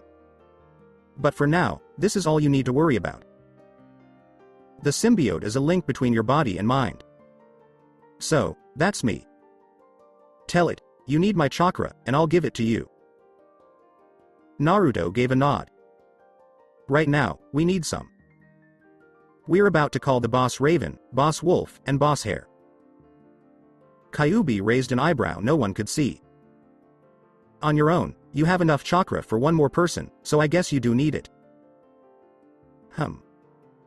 Done, now leave me alone and let me sleep. Naruto opened his eyes once more and put his hand on his head. Screw it. He got to his feet and snarled at Jiraiya. You ought to pay for that. The question is, did it work? Yes. He told us that what we did was good. Jiraiya had a sudden thought about what he could have done to make the Kyuubi like it. Naruto put blood on his gloves and said, summoning no jutsu. The boy is then. Now, there was a raven that was almost as big as Skarmory. He looked all around and then turned around. I see you finally decided to call me. He moved his feather, which shook Naruto a bit. So you're Naruto, right? I'm Ebony, and I'm in charge of the ravens. We are honored to meet you, Naruto said with a smile and a bow. He wasn't even out of breath. Awesome. You remind me a lot of my brother. Exactly what I needed. He jumped, which made Naruto fall. Alright, do it. Naruto nodded and put his gloves back on. He cut them both and pushed them both down to the ground. Then he was flying, and the ground was shaking. Whoa. He jumped and fell on top of Ebony's head. After falling down, a wolf got back up. He growled at the hare, is this some kind of joke, meal? The hare said, I have better things to do with my time than make you look stupid. Ebony told Usagi and Ukami to stop right away. Our new summoner would like to say hello. A summoner? Asked Usagi as she looked at Ebony. He was a white-furred snow hare. On his back, he wore a vest with the kanji for white lightning. And he carried with him the faint smell of the strong drink.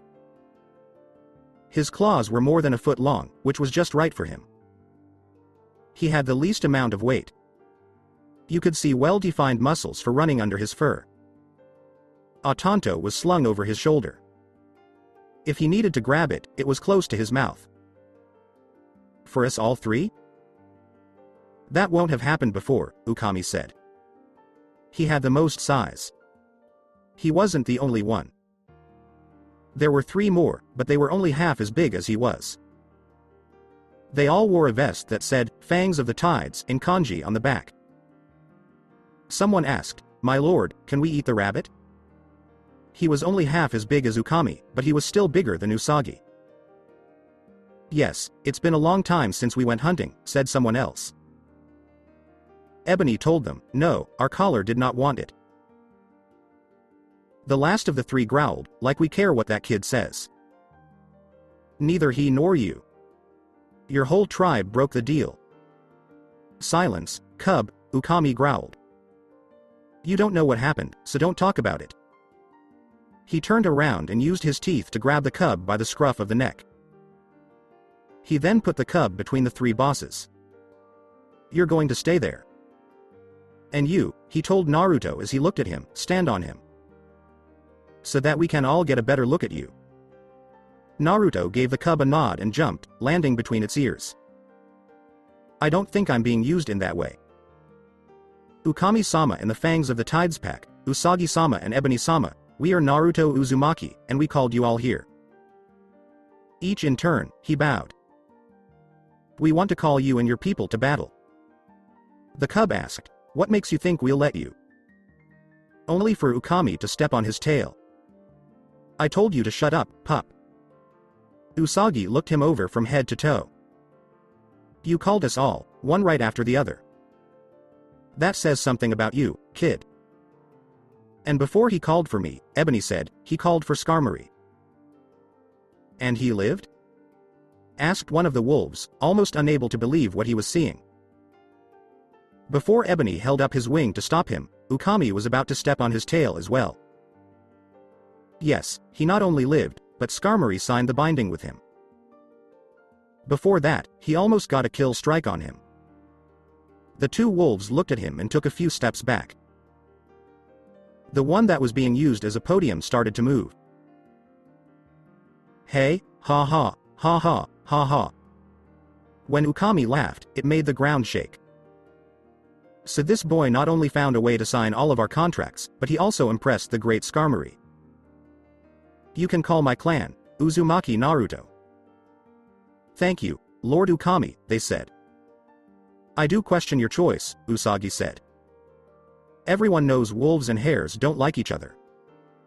Still, you did this. Naruto told him, we're going to be a hunter ninja. In order to hunt, you need to be fast and know where the prey is. Yes, that was true, said Usagi. I am curious. For now, you can call my clan. I haven't made up my mind yet. Usagi and Ukami both took a look at Ebony. What? He knows that he can call the ravens. Then I'll leave, said Usagi. He went away in a puff of smoke. Before the Fangs of the Tides Pack also disappeared, Ukami told him, we will, too. Naruto stood back up and looked at Ebony. We hope the best for you, Ebony-sama. Good winds, caller. Naruto looked at Jiraiya as she clapped. That was good. Quite nice. I was wondering if you could make it work. Naruto was so tired that he fell to the ground. Jiraiya said, what a kid, as he picked him up. He called up a toad and told it to take the people to the hospital. Hey, this kid has exhausted all of his chakras. Let me think. Oh, there's Naruto. Why should I be shocked? There's a problem with bringing him here, Jiraiya said. No, said the nurse. He has been brought here almost every day for the past 2 weeks. And he always gets out of there before 6. She carried him to a bed and put him there. Do me a favor and make sure he doesn't run away before I get back. Jiraiya saw her leave and then went back to Naruto. and found it empty already. He left by going out the door. He did already. She ran into the room quickly. Shut up. Are you done with him doing this? No. I bet it would take him half an hour today. My boss was the one who bet when we weren't looking. Jiraiya hadn't laughed that hard in such a long time that it wasn't even funny. So that's it for today. I hope you guys enjoyed it. Don't forget to like, share and subscribe to the channel for more awesome stories like this. Thank you. See you all in my next video.